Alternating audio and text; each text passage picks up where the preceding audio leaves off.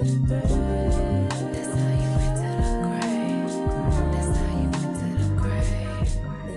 the chains off the brain. We've been handcuffed. Good morning, good evening, good night. You could have ate whatever you wanted to eat, okay? Good morning, good evening, good night, wherever you are. Thank you for tuning in to The Gray. Thanks for entering The Gray with us today. I am one of your hosts, RDJ. And I'm your other host, Ashley. And I'm trying to finish my ice cream bar, but I guess I can't. Well, I got to do it on camera. Hey, y'all. And we appreciate y'all tuning in to The Gray. I was just talking to her like literally this second, and I told her to just start it, and that's why she's still eating her ice cream bar. I was just You ain't talking say to it her like about that. You ain't say just I have- start it. what I say. I said, give me a minute. You said, no. Start it, bitch. Wow. So that's wow. I did not say it like that, but nevertheless, I did say like crank it because we're about to wing it, and that's exactly how I said it, right? Yeah, a little Okay. bit more meaner, but yeah. Wow. And what I mean by wing it is that we get topics and we get like direction of where we're gonna go sometimes, but after I look at all the content and stuff, like everything is based around relationships. Is that what this world has come to now? Like, we're just going to have podcasts based off relationships. Now, I know there's some political stuff that's going on in the world. I mean, hey, who wants to hear about the Diddy doc? You know what I'm saying? Did anybody look at the Diddy document? Did you look at the documentary? The Diddy doc is funny. The Diddy doc. I'm saying, how you saying it? The Diddy doc. The Diddy doc. You know, I don't do no pause or nothing like that. So if y'all said that, as I said that, I was gonna say something else, but I don't really. I was about to. I only said it to you. But if y'all said, yeah, I know what you're gonna say. But if y'all said that, it's like, you know what? I'm too grown to be doing that. But you never, like you said, hey, act on camera as we act off camera. Fuck you, okay?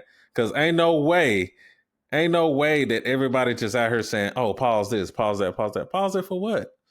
Was they back in 1970s, 1980s saying that? No. Hey, no, it's cool. Okay, all right, it's cool. Well, it's cool.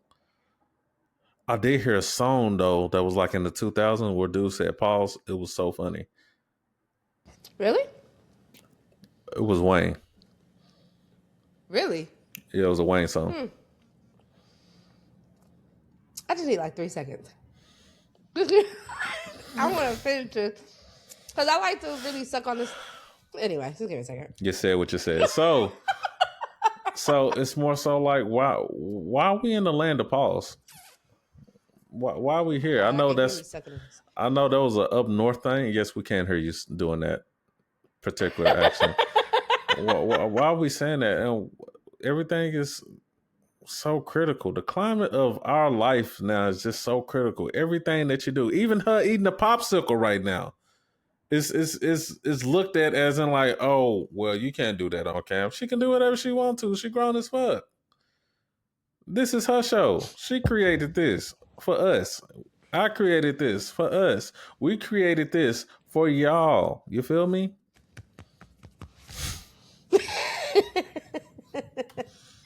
Yeah. You know what I'm saying? I was trying to make a point. What was that for? What was that? I was trying to say like this for us, and then it's all together. It's like, yeah. Take me through that. For instance,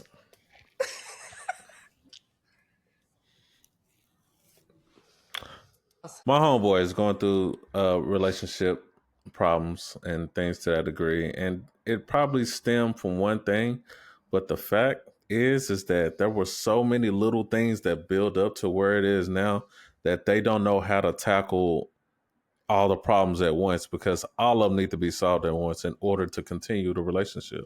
How do you get to the point to where you say, you know what, I'm done, I'm finished, I'm through, without knowing that there are other things that got you to the point to where you are now. Yeah, you didn't put up with some stuff. Yeah, you didn't probably voice your opinion, but when when do when do we hit that threshold? It's capacity, right? Okay, so you're saying when do we hit the threshold of like I'm done with this I'm relationship? done. Mm-hmm. Oh, um, yeah, it's capacity. I think that there should be one universal capacity, but people are like my capacity is more than this and less than that or whatever. So some people put up with more than they should. But yeah, I think you have to really look at who you are, understand who you are, and see if that aligns with who you are. And if it doesn't, then it needs to go. You need to take a step away. You need to leave. Um, of course, not just leave. I mean, try to fix things, work on things, and if there's no give there, then it's like, all right, bye. That's how I look at it. Right. All right. So one of their situations that is pressing him to the threshold is that um she works 2 jobs. Okay, they have 3 kids. He's at home, and today has happened to be his off day. She gets home from one of her jobs, or maybe both of them. I'm not sure. Don't quote me on it. But she gets home, and the first thing that she sees is a cereal box on the table. After she sees the cereal box, I don't know what she did, but I know from my perspective of what I heard is that she came into the room where he was and just said, "Hey, you left a cereal box on the table." Okay. I left a cereal box on the table. "Hey babe, how are you?" "I'm great." Okay, I'll get it. You know what I'm saying? Still address the situation with love, care. "Hey, welcome home." "Okay, I get it." What are you shaking your head for already? Go, What is the problem? go I'm telling you ahead, the because actual I factuals of know what's I'm just because I'm gathering what I'm going to say, and it's things I agree with and things I don't agree with. Go ahead. Not like that you saying wrong. I'm saying like in that scenario, what I in the would have done situation. I differently. got you. And then, he puts up the box of cereal, whatever the situation is, go back to doing what he was doing. And we're on the phone. We're talking about like recording, band laughing, whatever situation is. So now I'm showing him how to do certain things, and next thing you know, I hear her in the background come back. So I don't understand why you left a box of cereal on the table. Like the problem is solved. I put up the box of cereal, so why is this still a thing? So now we can go ahead and get into what you got to say, because at this point your head is still shaking. No, You still got I know, bobblehead I'm going. just gathering. I'm letting you finish, and I'm gathering. That's all. Right. So even if that's the case, if the box of cereal, which is the problem, is handled, why are you still talking about something a task that I already completed? I completed the task of whatever your problem or whatever your grievance was. I completed that. It's done. It's over with. Everything, hmm, perspective, everything should be okay when it comes to this box of cereal, but you're still on it. Should we still have open dialogue about the box of cereal? Yeah, we should. We should. But I'm gonna take it all the way back to if I came to you, I came in. I don't care if I was at work or if I wasn't, but if I came in and I'm like, "Hey, you left this box of cereal here," you know, and you go, "Good morning" or "Hi," yeah, I'm gonna get the box of cereal. I feel like that was unnecessary. The just to I don't know. That's just me. I feel like the good Here we mornings, go. the hi, the pleasantries. I feel like that's unnecessary, It and you're is. doing it so that hold on. I feel like you're doing it so that when you tell the story back or when you recall the story, you can be like, "Oh, I was the hey, good guy. Hmm. exactly." When at the end of the day, people who listen to that story with the actual common sense will be like, "That didn't matter in that moment. What mattered was his person." Felt a way about something. And so what should have been the course of action is let's rectify what this person feels. Forget the good morning, the pleasantries, because this is not a pleasant moment. This person is coming to you with an issue. They have a problem. Yeah. There's nothing This. pleasant about an issue or a problem. So No, let's put that to the side. it's The not. you wanting a good morning or whatever, let's put that to the side And let's go ahead and be like, oh, I let this out, blah, blah, blah. Oh, let me get that really quick or whatever. But then you still have an issue after that, right? Because I will still be upset. And I may come back and be like, why did you why was it even sitting there? Why was it on the counter? That's for you to be like, oh, it was there because of blah, blah, blah, blah, blah, blah, blah. Or to be like, why are you bitching? It's just a box of cereal. Like, either the problem done. I put okay. but that's Either not way, that wasn't the problem though. The problem is not actually the cereal, is what I'm trying to say. The problem ain't actually the cereal. In my eyes, if this were me, the problem is not the cereal box. The cereal box is just a gateway to get to the actual problem. The problem is, and it could be, I'm assuming because I don't know them, but you have a tendency of not following through or not holding up your end of the deal in the way that we discussed, or in the way that I like, or in the way that you did before in the past, or whatever. And so, yeah, this cereal box is not about the cereal. It's about what the cereal means in our relationship, which is I got to constantly remind you, or I got to do this, or I got to do that. So that's the actual issue, not the cereal. But that's just how I look at it. Okay. Now, me as a person, if I was just listening to what happened, my even when I explained it in the beginning, I was like, "Hey, she got 2 jobs. They got 3 kids. He's at home." How did she automatically assume that it was him that left the box of cereal out? How come it couldn't have been one of the kids that done it like that? But the fact that I'm home and you want this to be done or put up, you just automatically assume like, all right, since you're the parent or the guardian, this should have been done. I didn't even know that it was even a thing, but you know what? I took care of it anyway because you had a problem with it. Okay, now you want to know why is it out? Whether it's out, what's that face for now? I don't like stuff. I did it because you got a problem with it. First of all, that didn't need to be said. Second of all, you should have a problem with it too. Because if not, then I'm about to start stacking fucking cereal on the fucking table and just leaving it there since it's not a problem. It's a problem for both of us. If I done it, then I understand. But who said I did it in the first place? Right, but the kids did it and you was there. You manage the household. When I'm away, you manage the household. If you came back home, if you came back home, yes. I got 2 eyes and 3 kids. You think I can watch all 3 of them at the same time? Yes. If you came home and your shit was cut up or damaged or whatever, and you be like, yo, why my shit, Well, I didn't do it. One of the kids did it. It would still be a problem because you'd be like, yo, so nobody was watching the kids? You wasn't paying attention to them? How did they even get to the point where they could get to this stuff or do this like that? Or why were your eyes off of them for so long that they were able to do blah, blah, blah, blah, blah, blah, blah. So, yeah, you would feel the same way. It just so happens to be a box of cereal, and that sounds like childish, like it's just a box of cereal, but it's not. Why is it still sitting there?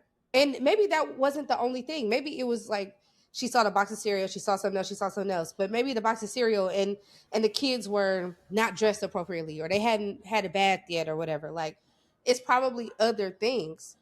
Yeah, but the only thing, right? But the only thing that was addressed when you came through the door, not even a hey, how you doing, anything, right, welcome home, or nothing like that. The first thing that you said to me is that, why is there a box of cereal on the table? I understand that it's a problem.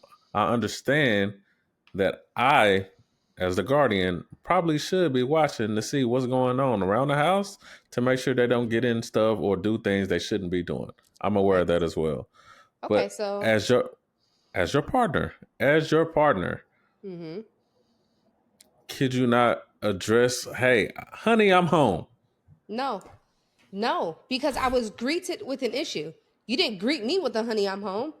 I was greeted with an issue. I didn't even know you was here until you walked through the door and asked about a box of cereal. Right. You want to know why? Because you was off doing some other shit instead of putting up the cereal. So had you been in the kitchen putting up the damn box of cereal, you would have seen me come through the door and you could have been like, hey, honey. And I could have been like, hey, babe.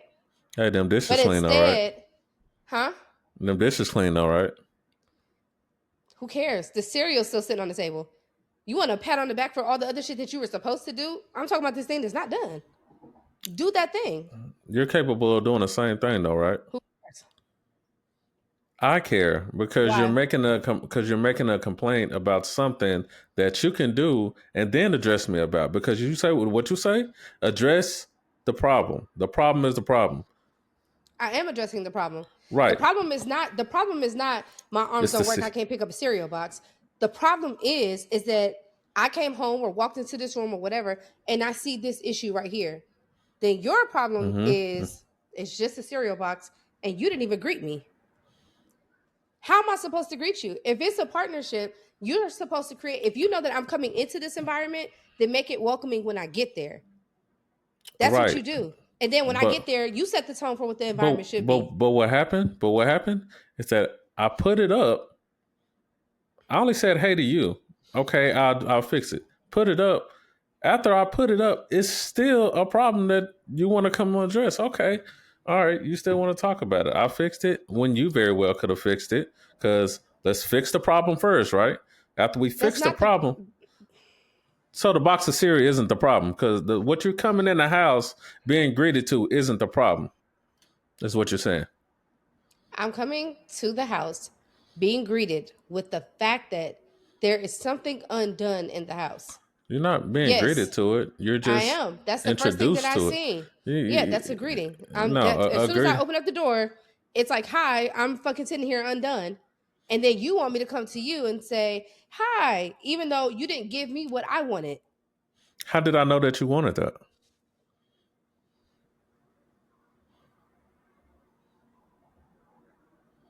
You didn't know I wanted a clean house? Do we keep the cereal on the counter? No, we keep it in the pantry or on top of the refrigerator or whatever. So since we don't keep it on the goddamn table, you knew goddamn well I didn't want it there.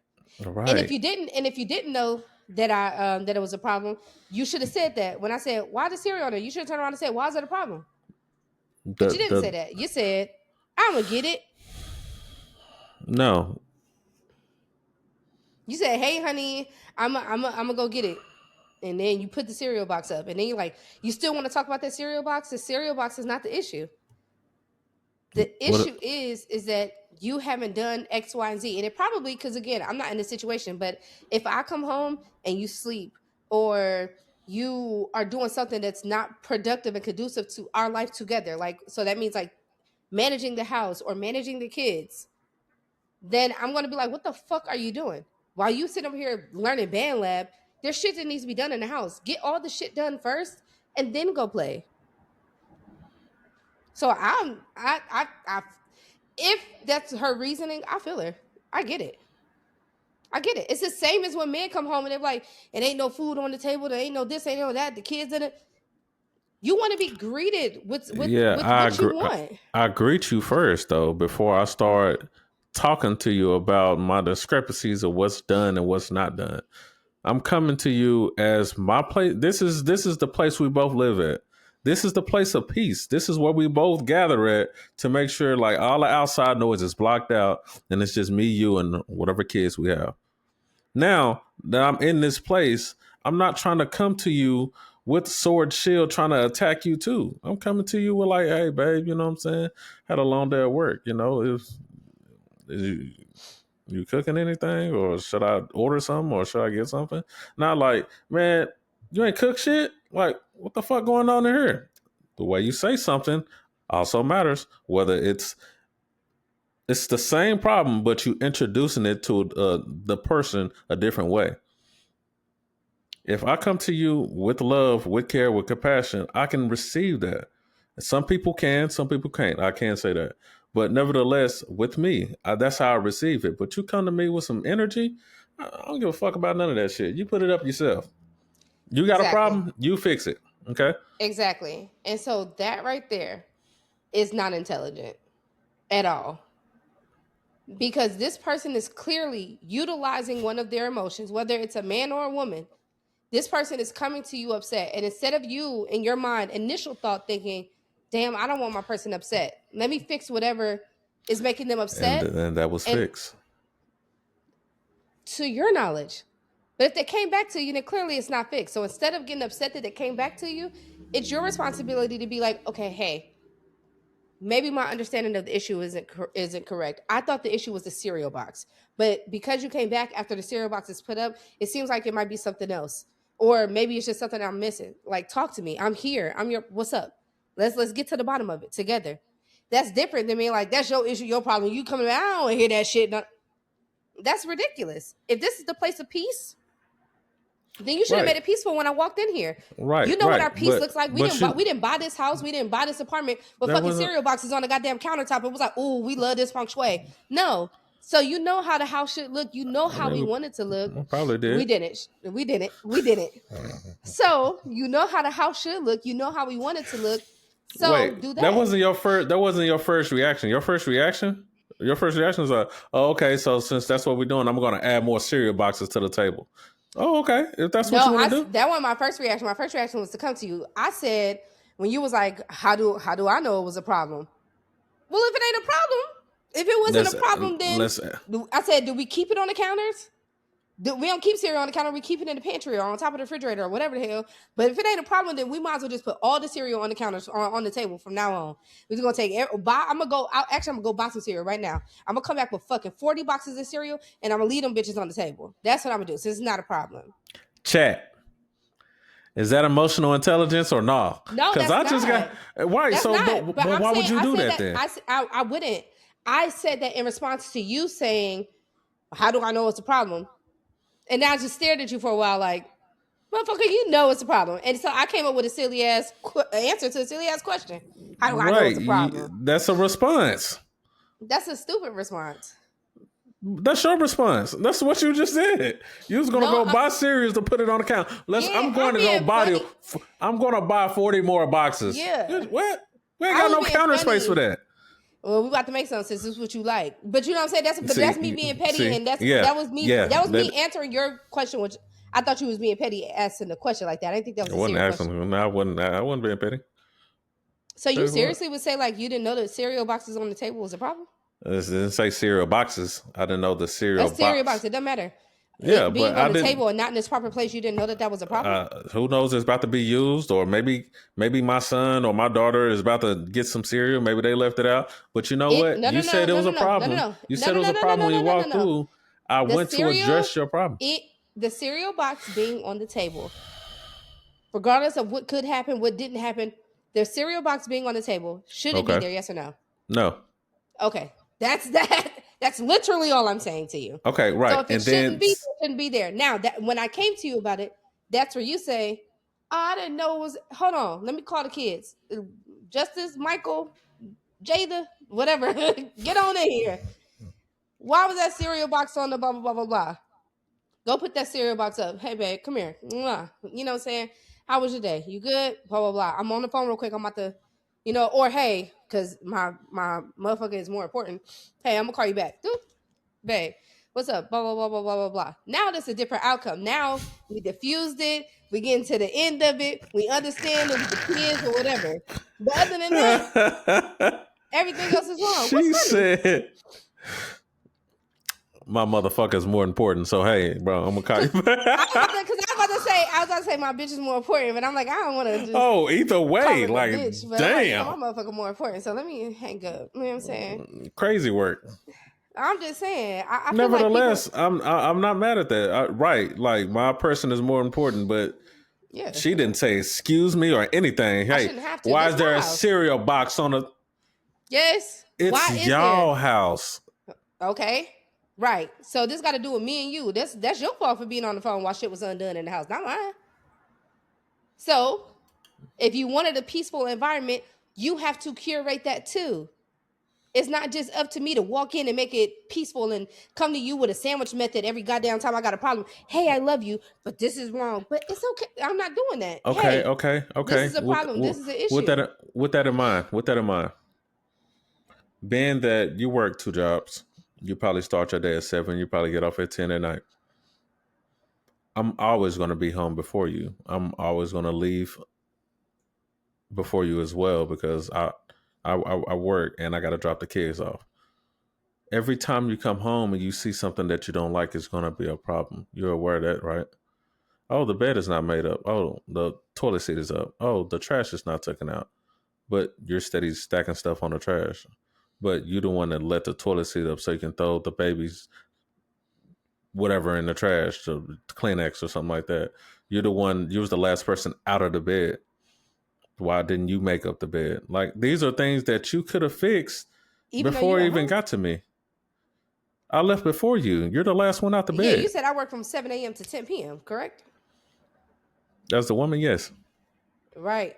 And so you had time to be at home all them hours, whether you go to work or not. You had time to be home all them hours, and you didn't do none of the stuff. You didn't fix the bed. You didn't put the toilet seat down. You didn't do anything. As soon as you get home, you're about to get back in the bed. You're about to get back in the bed. But you get in the bed every single day. So you make your bed every day, though. It doesn't matter if you're about to get in it in X amount of time. You ain't going to get in it at 5. So, or whatever time you get home, or 3, whatever, with the kids.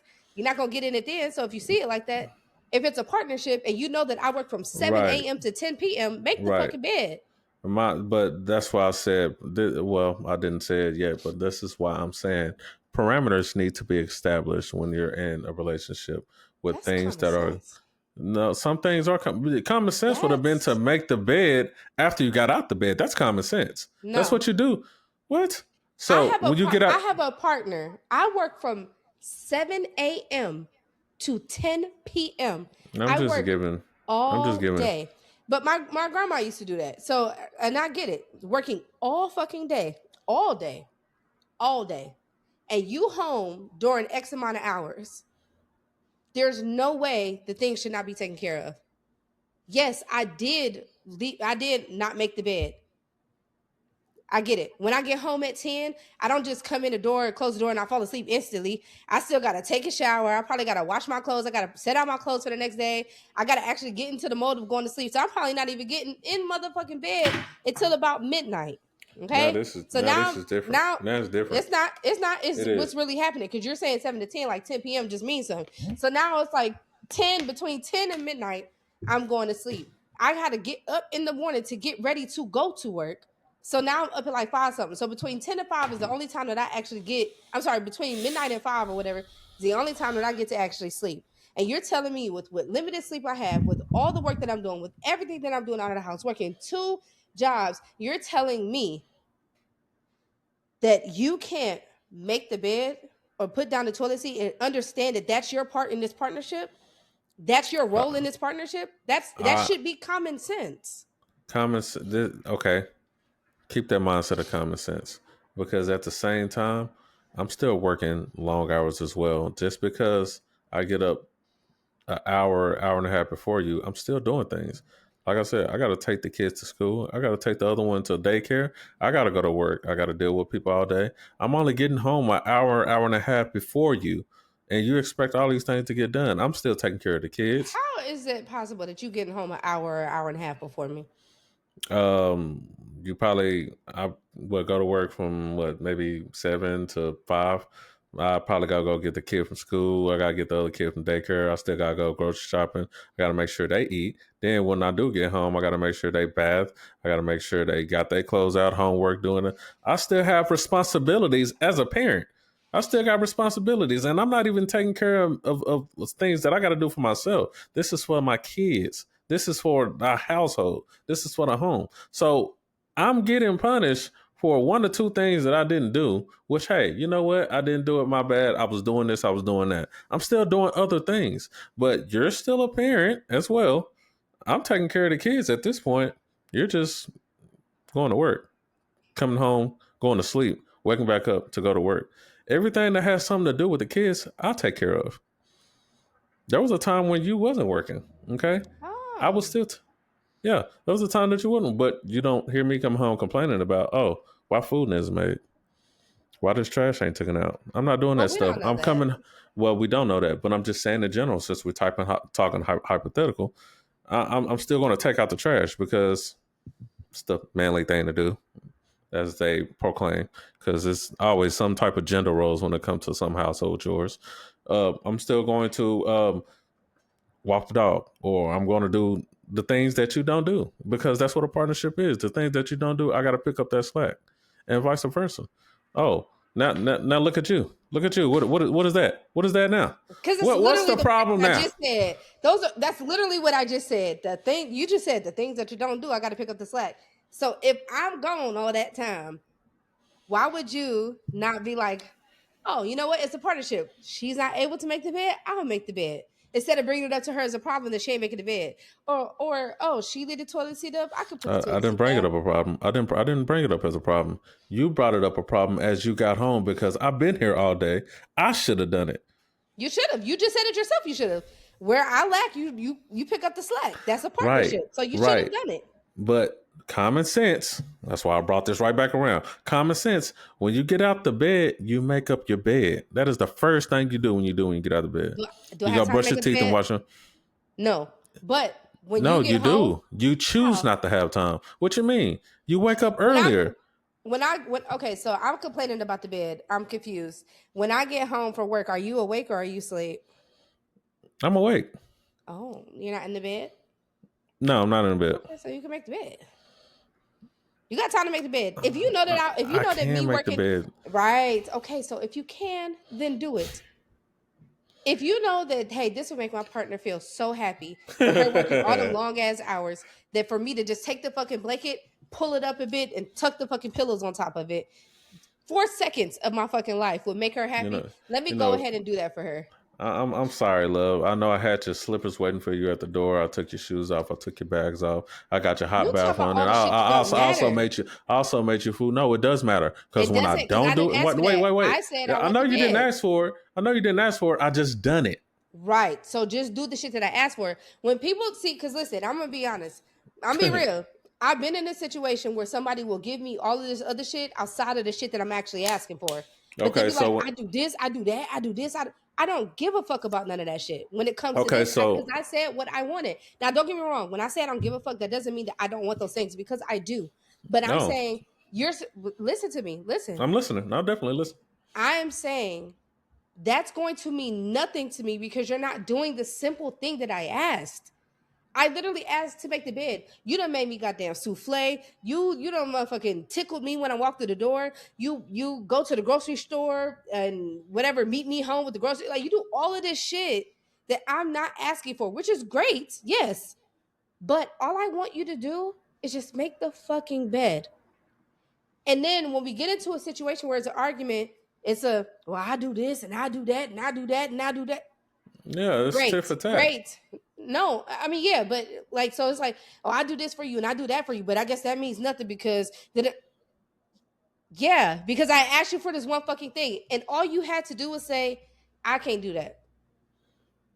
Or I can do it. Not list off the fucking things that you do. So I guess me making you cereal means nothing. Well, I guess when I cooked for you, took your bags to the door, that don't mean nothing.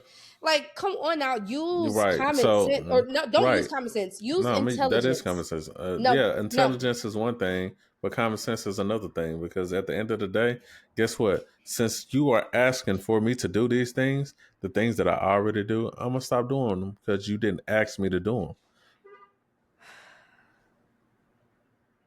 You didn't ask me to do them. You only complaining about things that you asked me to do. I do these stuff because I want to do them, not because you asked me to. So it's a problem now that I'm going to stop doing stuff that you didn't ask me to do, that you still want, but you want other stuff too. It's never enough, is it? There's never enough things that I can do. I'm so glad that you did that. I'm so glad that you did that, and I'm so glad that we had this on here. Because I don't think that this is talked about enough. Because guys often say that. Like, nothing I do is ever enough. Yo, you just went on a whole tangent and you never said whether you can fucking make the bed or you can't. That's all I want to know. You taking shit away. I ain't going to do this anymore. And then you know that's going to happen. Hold on. I said earlier that I can make the bed. I did say that earlier. Hold on. So you know that by you taking those things away, to prove a point, might I add, to be an enemy with your partner, might I add. It's not an enemy. It's not being an enemy. It is being an enemy. How's that being an enemy? Taking stuff away is not being an enemy. How's that being an enemy? I'm not cursing you out. I'm not disrespecting you. I'm not doing anything. All right. So let me start here. If every day I come home from work, you take my bag, you massage my feet, you bring me my plate, you pop on my show that I want to watch, and you give me a head massage, and I go, babe, why you don't sweep the floor? Like, it's shit all over the floor.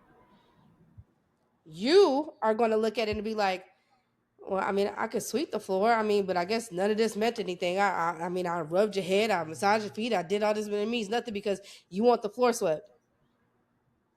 Right. Can you sweep the floor? So then you go, I'll sweep the floor.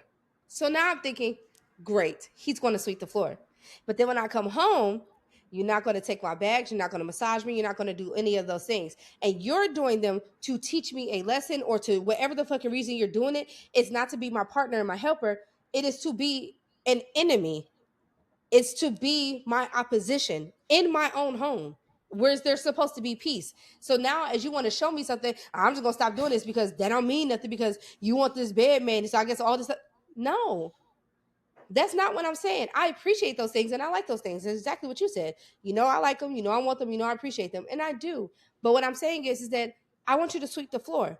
You can tell me, babe, I ain't gonna hold you. I'm probably never gonna remember to sweep the floor, and then I could say, well, what if I text you every whatever, or set an alarm with Alexa to have you sweep the floor? Would that help? Would you do it then if you have a reminder? Yeah, I could do it if I have a reminder. It's just not on the top of my mind to sweep the floor. Okay, cool. Alexa, stop. You know, set a reminder to sweep the floor, blah, blah, blah. Now y'all got to the root of the problem instead of attacking each other, and y'all not oppositions. Now you can still do the things that you love doing for her when she comes through the door, and she can still appreciate that her floor is swept, and y'all good. But when you start taking things away, and I'm gonna teach you a lesson, I'm gonna show you this, and I'm gonna sit back and watch, and I'm gonna peep, you become my opposition, which is an enemy, and it's weird. Instead of just being my partner. That's all I'm saying. That's perspective. It's not an opposition. It's more so, you know what? Let me lock in to do the things that everything that you want me to do. And after that, I will do the things that I want to do. Right? That's what I want to do for you. I want to do this for you. I want to do that for you. But before I can do any of this, I got to make sure that your needs and your wants are taken care of before I even do anything that I want to do for you. It doesn't make me an opposition. It makes me trying to be more knowledgeable. Do them. You did say before. You said you weren't going to do them. You were going to take those things away. As you said. You said you were going to stop doing those things. It could be either or at this point because I only got so much capacity too. I'm tired. I work just like you. I got to do things just like you. We both live in the same place together. If the parameter is said like, hey, I just, you know, try to remember to sweep the floor. All right, cool. I'll try to do that. You know what I'm saying? Other than like, why does motherfucking floor ain't swept? Why you sweep the floor? Yeah, it feels like everything that I just done was all just like, oh, okay, well, shit. I thought I was paying attention to your needs and what you wanted by giving you things that I thought you wanted, not that you required, things that I thought you would want. And at this point, it seems like it's all because I didn't do something that you want. You're upsetting me. You're upsetting me because I didn't sweep the floor. Okay. All right. So before I start initiating the things that I want to do, I'm going to make sure everything else is taken care of. And guess what? When I want to do them, as like when you get home, I'm sweeping the floor right now, but you just welcome home, babe. Just let me finish sweeping the floor, and I'll take care of everything else. Why would you wait till I get home to sweep the floor? Yeah, anyway. But you don't. But you don't know what that's when the alarm went off. You know what I'm saying? That's you never know when it happened. Right before I came home. But I get what you're saying. I might reset it though. I might reset it because I'm doing something else. Okay. I might cleaning a tub, fixing a bed. I might be doing something else. Putting a cereal box up. I could be doing anything. That's true. My thing is this. I don't know what it's called, but I'm assuming that it goes back to maybe like some childhood trauma or something like that, where somebody voiced something that displeases them and you take it as a strike against you. Like you messed up, like you did this wrong, or you're in the wrong, or now they're mad at me, they're angry at me. And this is why I try to preach to people that the problem is the problem. If I am upset, regardless of how I said it, if I'm upset that the floor is not swept, how you said matters though. Sure. But again, if I'm upset about, let's say you did all this stuff for me. I'm sitting right here on the couch and okay, cool. I'm looking at TV and I see shit on the floor and I'm like, why you ain't sweep the floor? Oh my God, I hate that shit. You're going to be upset and be like, nothing I ever do is good enough. I'm massaging your feet. I'm doing this. I'm doing that. I'm doing that, blah, blah, blah, blah. And I'm just, you done said all that. It's going one ear and out the next. And I'm still waiting on my answer to why you ain't sweep the floor. You have options at that point. You could use intelligence and put your emotions to the side because you see that somebody's utilizing their emotions right now and go, "Ooh, my person," because I can read this emotion, I can tell that they're not happy. They're the opposite of happy. Whatever that word is, they're the opposite of happy. And I always want them to be happy because I know that they want me to be happy, blah, blah, blah.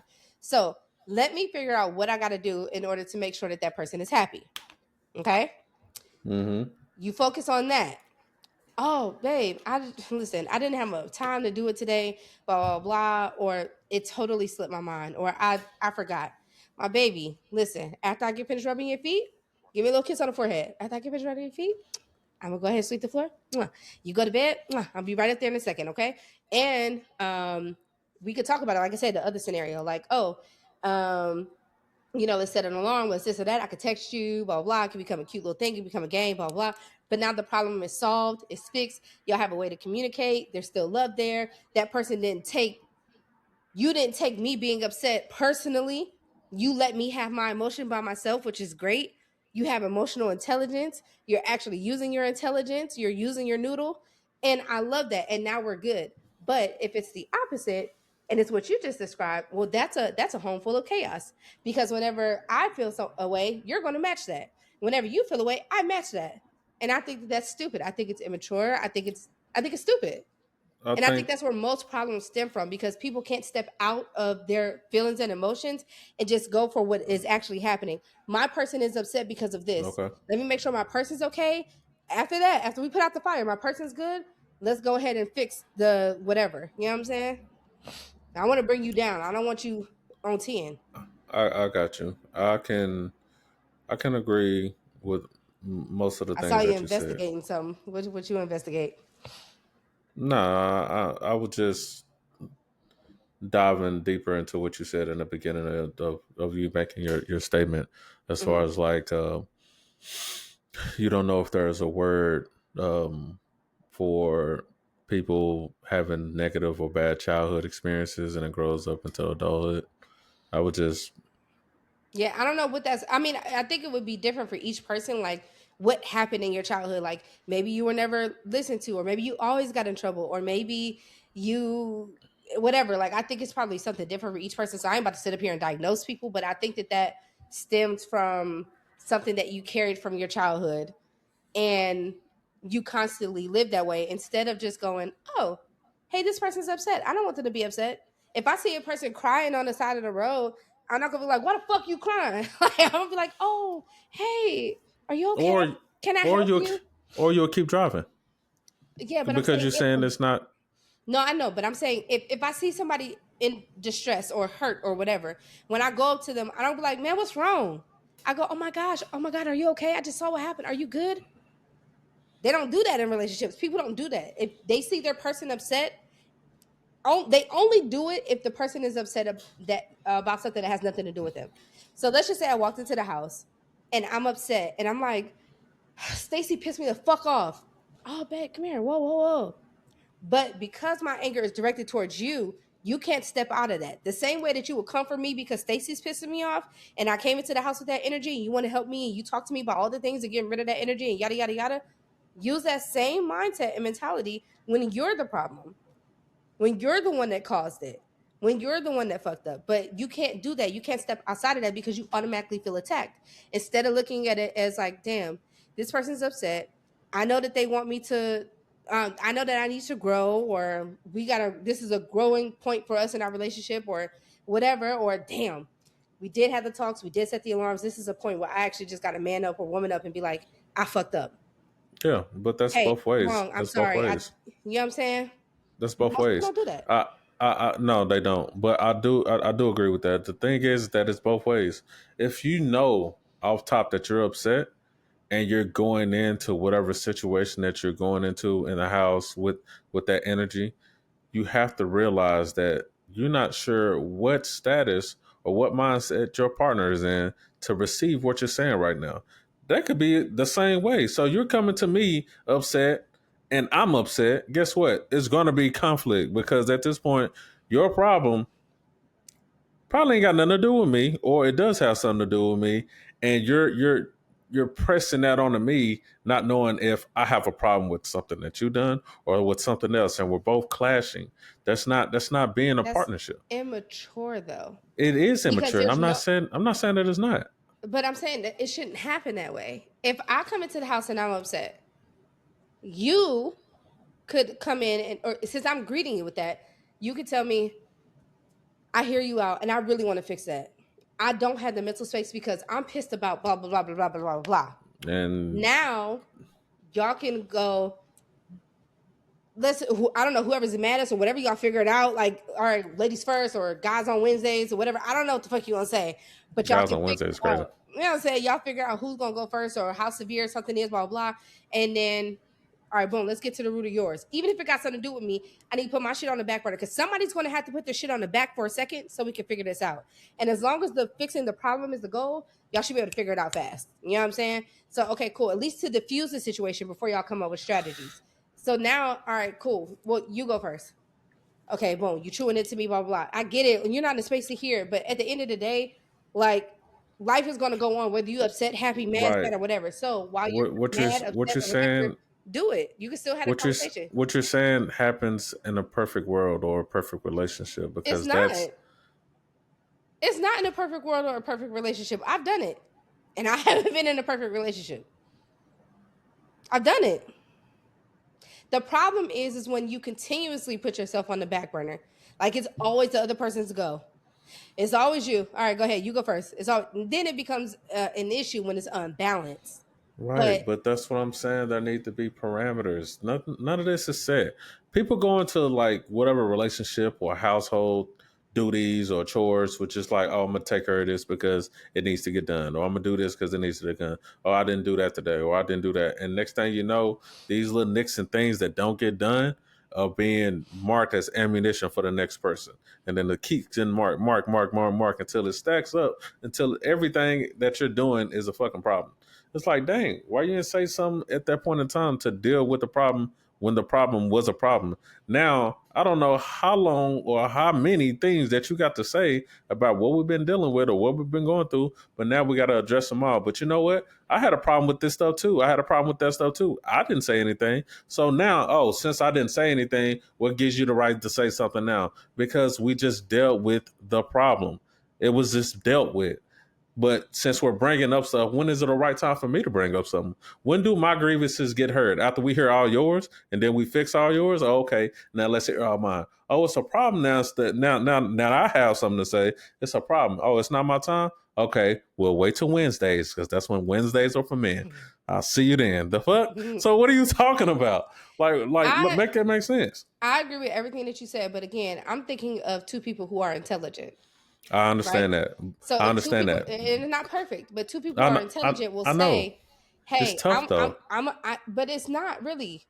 Let's not say that because it's not. Hey, All you have. I'm gonna tell you why. But let me just say this, and now I'm gonna let you go ahead. Go ahead. The thing is that for every situation, there's a style and a method and way to communicate. When you go to the grocery store, when you go to work, when you go to school, when you go to the doctor's office, there's a way that you need to communicate. There's things that you need to say. There's parameters in place, right? So to your point, I agree with you. There needs to be things set. If this is your first time going into that type of setting, y'all might not know what to do, right? But y'all both know that somebody got to speak first. I don't give a fuck if y'all rock, paper, scissors. I've done that. It makes the situation a little bit lighter too, because it's like, okay, not mad at that. Yeah, it's breaking the ice. You know what I'm saying? I got you. Yeah. But whatever you need to do, you need to figure out a way that one person goes and then another person goes. Now, as y'all get more skilled or y'all work with somebody that can help y'all with it, then you come up with different methods. Then y'all come up with different methods to actually handle the. No, y'all gonna be arguing for the rest of your life. Yeah, I just playing. Well, no, I'm just playing. No, you. Damn.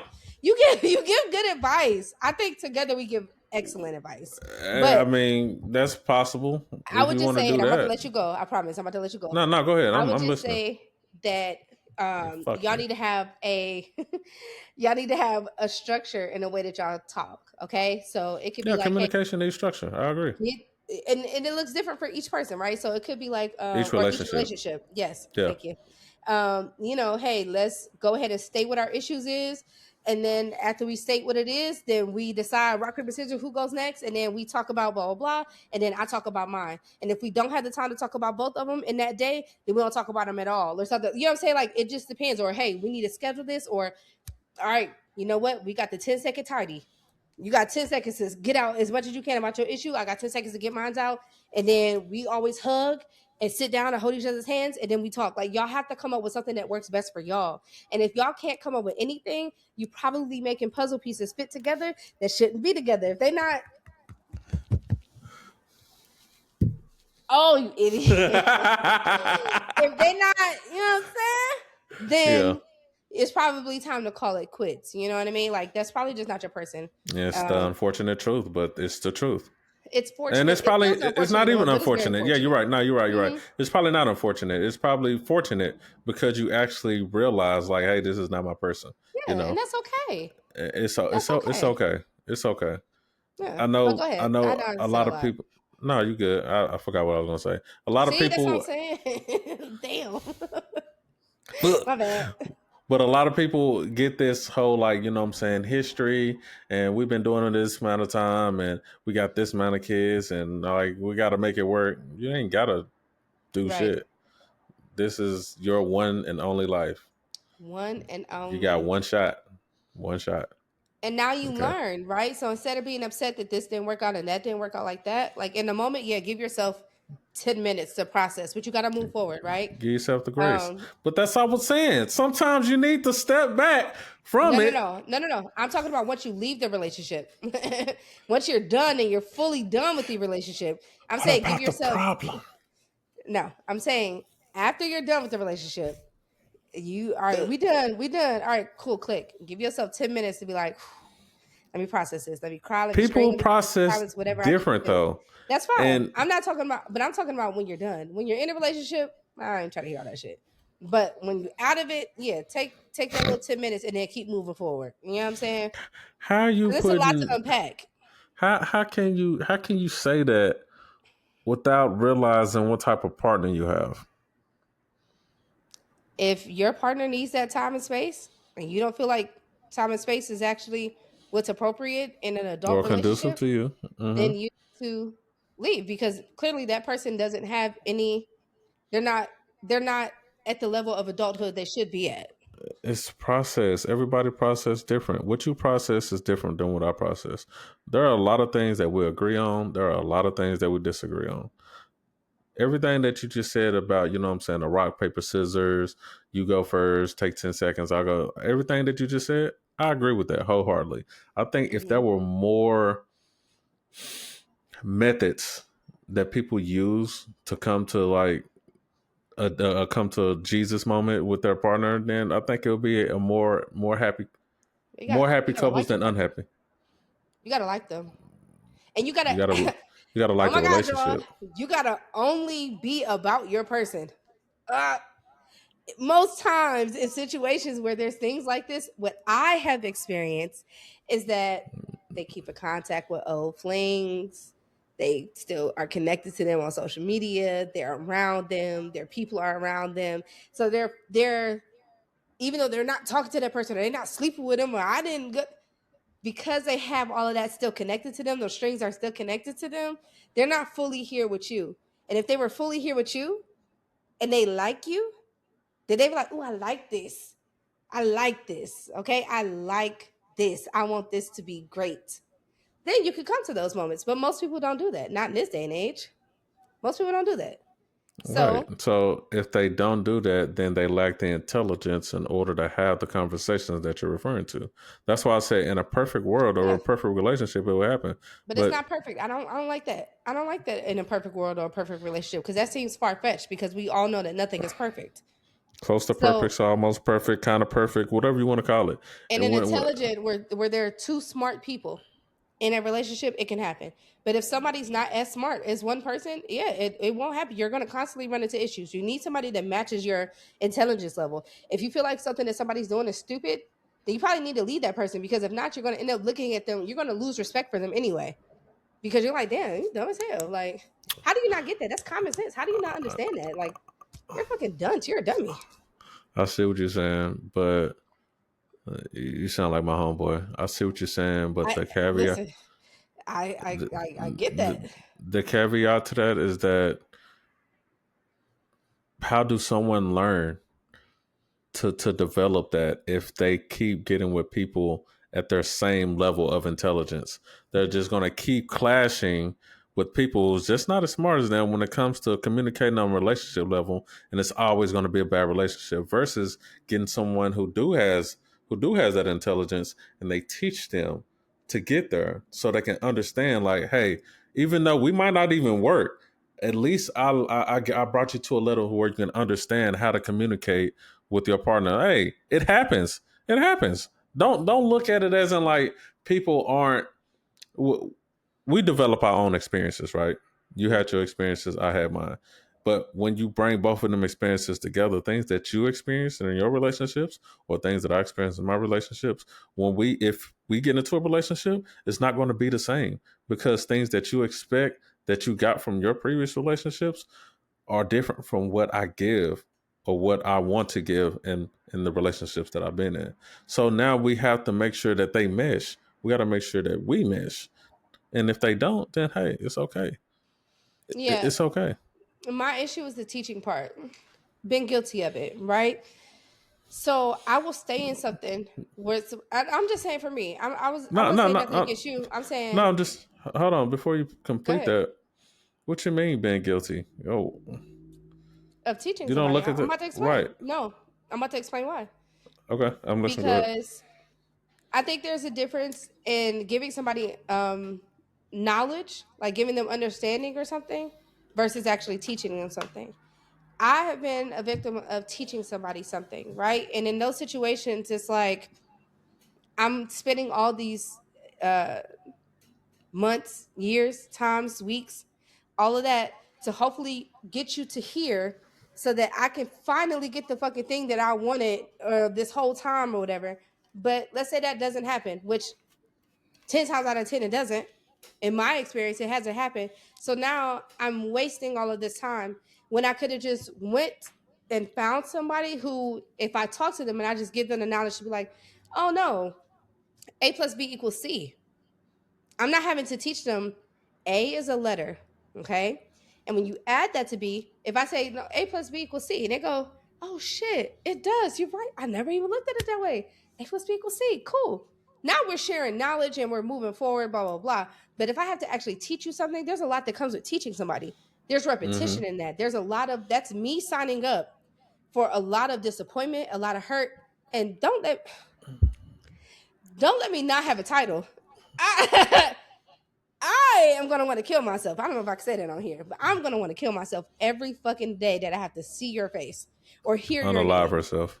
unalive, whatever. I'm going to be done because now I know that every day that I see you, and that I know every day that has to do with you, or every day that I'm connected to you, I'm just going to have to wake up.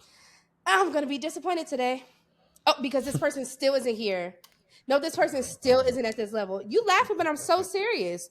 That's been my reality. And so you wake up knowing that you're going to be disappointed, but the other person is acting. It's normal life for them. It's a normal day for them. It's not like I have never quote unquote had a student, since we're talking about teaching. I've never had a student come to me every single day and be like, "Hey, this thing that I was working on, that I'm doing, this is the progress that I made. This is what I'm doing right now. This is the this. This is I've never ever had that. So it's me having to teach and still be disappointed. And then guess what? We're gonna run into the situation, and I got to figure out this the test. Every day you're supposed to be learning. Now here's the test. Did you get it? Nope, you didn't. All right, cool. Yay! All right, here's some more. And it's too much investment on one person for And no it's reason. still, but it's your choice. And that's what You're I said. choosing. I didn't. I left. I said I was Right. guilty, and that's why I said, unfortunately, I was guilty of that. And you said, why is that not a good thing? I'm telling you why it's not. Yeah. But there had to be some type of potential in order for you to even put any investment in that. Yeah, but potential. Here's the thing about potential, right? A lot And of people fall for potential. yes, but potential is literally what you would do if you were them. That's all potential is. I see a lot of potential in you. Yeah, because if I were you and I had your skill set and I had your this and I had your that, I would do X, Y, and Z. Oh, you're so smart. You could do. Yeah, I'm looking at that as if I were you. That's all potential is. So you cannot go off of potential for anything. For anything. Don't go based off of potential. Don't do that. No, I agree with that. Because It's just people will have the necessary tools and everything in place to give you exactly what you want and still choose not to do it. So fuck the potential. Then we don't care about that. I don't care about potential, and nobody else should either. I've dated potential. You don't need potential. I need what are you right now? And if I am telling you something, if I'm giving you some knowledge about something, and I realize I got to teach you, it's not gonna happen. I'm not doing it. I'm not doing it, especially not for an adult. I'm not doing it. You'll learn that lesson on your own in my absence. You'll learn that lesson after several failed relationships. You should learn that lesson then. It's up to you to be like, today I'm no longer doing that. Today I'm doing this. Today it's up to you. Or you repeat rhetoric, and I know we talked about this before. We're like, it takes time. It's this, it's that. Okay. They do. That's the purpose of teaching. Again, that's what I'm saying. Teaching takes time. And hey, guys, she's talking about for herself, okay? If you're in situations where you have to teach or you want to teach, leave. Do what you want to do. Leave. If you're in a situation, unless you're a goddamn teacher and they got a syllabus, you need to leave. You need to leave. You're not in the business of teaching anybody anything. I can tell you what it is, and you should have the wherewithal in order to give me and say, hey, I have the capacity to do that, or hey, wow, I need to learn this, and then I don't need to teach you. You can get what you need to get from me, and then you go and practice and strategize and do that shit all on your own. I don't need to carry the burden of that. That's if you get it. And I understand. Like I said, she's speaking for herself, guys, but speaking for everybody. Everybody she is speaking to when she says leave. She does mean that for sure. Leave. But nevertheless, everybody works different. Everybody capacity, everybody threshold, everybody limit line is different. You know what I'm saying? It shouldn't be. That's what I said at the beginning of this. It shouldn't be.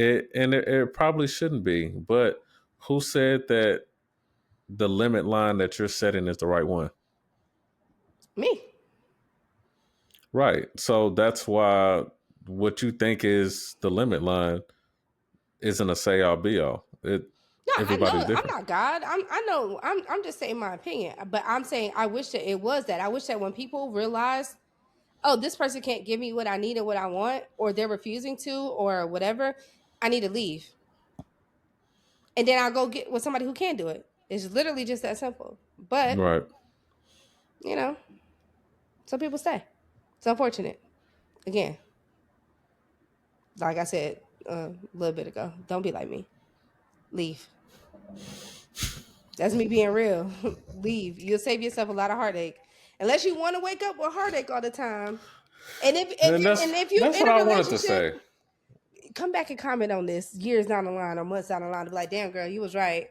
There's a lot of heartache every day. I woke up with what I want to. Hey, you're not about to wake up like that, though. That's the only thing. Yes, you are. I'm ready to be disappointed today. Like, yes, you are. Who wants to wake up?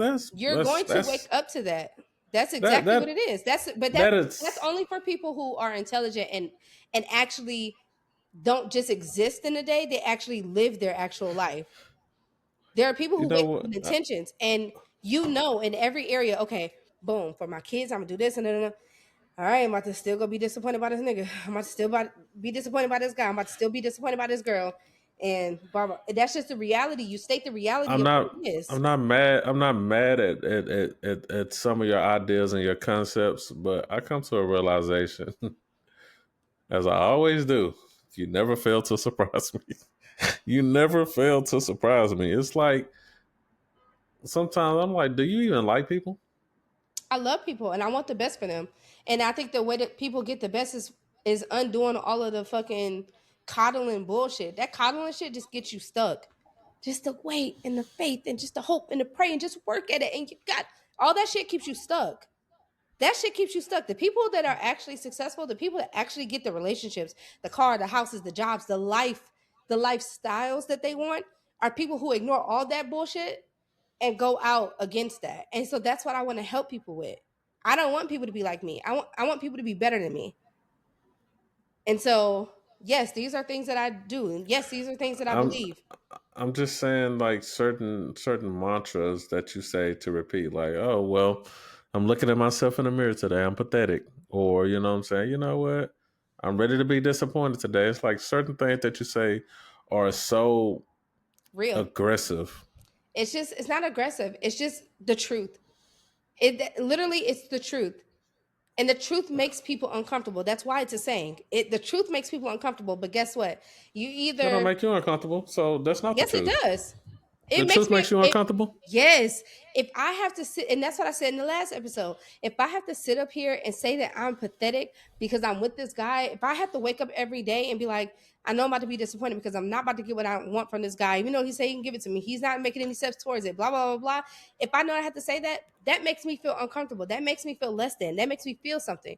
So I have a decision every single day because I'm not just existing in life, I'm actually living it. I have a decision every single day, and I could be like, you know what? I don't want to feel this way anymore. I refuse to feel this way today. I refuse to feel this way ever again. And you stop it and you change it. It's the truth. And a lot of people sugarcoat and run away from the truth. No, I'm not going to do that to you because I actually but want you to be good. I actually want what's best for you. but you're referring to the last episode, and the last episode was about getting back with an ex. It was about change. Even the So show now it's notes will about say it was about change. The only thing I said pathetic about was getting back with an ex. You tried to tie it in. the, And, oh, did that's you what I watch it? just said. Did you That's watch what I it? just yes, I did. Okay, so where's my apology? You can give it to me later. But because I said I was right, and I told you was gonna watch it back, you was gonna see that I was right. And so, thank you for my apology. She still wasn't right. I She was. she still she still wasn't right. Yes, I was.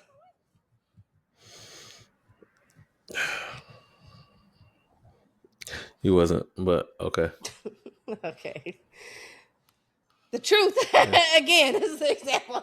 The truth makes people uncomfortable, but It don't faze me, to be honest. okay. Truthfully, it doesn't faze me. But I'm not I'm not afraid to work hard at something that I know is going to take work. I think when you see something that's going to take more than something simple or something that you deem as easy, that you're like, oh, you know what, not for me. All right, move on. Don't worry about it. Oh, you know what, this not for you. All right, and that's fine. That's your capacity. Like, Give me an example of something in a relationship that a person should wait while it takes work. It takes work for you to fix this issue. Give me an example. What takes work? You say it should take work. Give me an example. I said, the relationship takes work. No, but I'm Not saying, okay, so we're not talking about the changing of shit. You just saying the relationship in general takes work. That's how you're saying? just a relationship in general. That's all I said. Oh, okay, got you. I thought you were saying like because I say that the shit is easy and it can change instantly, and you say shit takes work. So Well, you say that about mindset. Somebody's mindset can change instantly, which I've grown to believe. Yeah, it is instant. It is something that you can do instant, but change doesn't happen just because you all of a sudden got a new mindset. It takes time. That takes time. And you say only time can tell if it was actually a change or not. And then I was like, how much time is this? Oh, well, we got to see because they still might do it. I was like, dude, they got to die.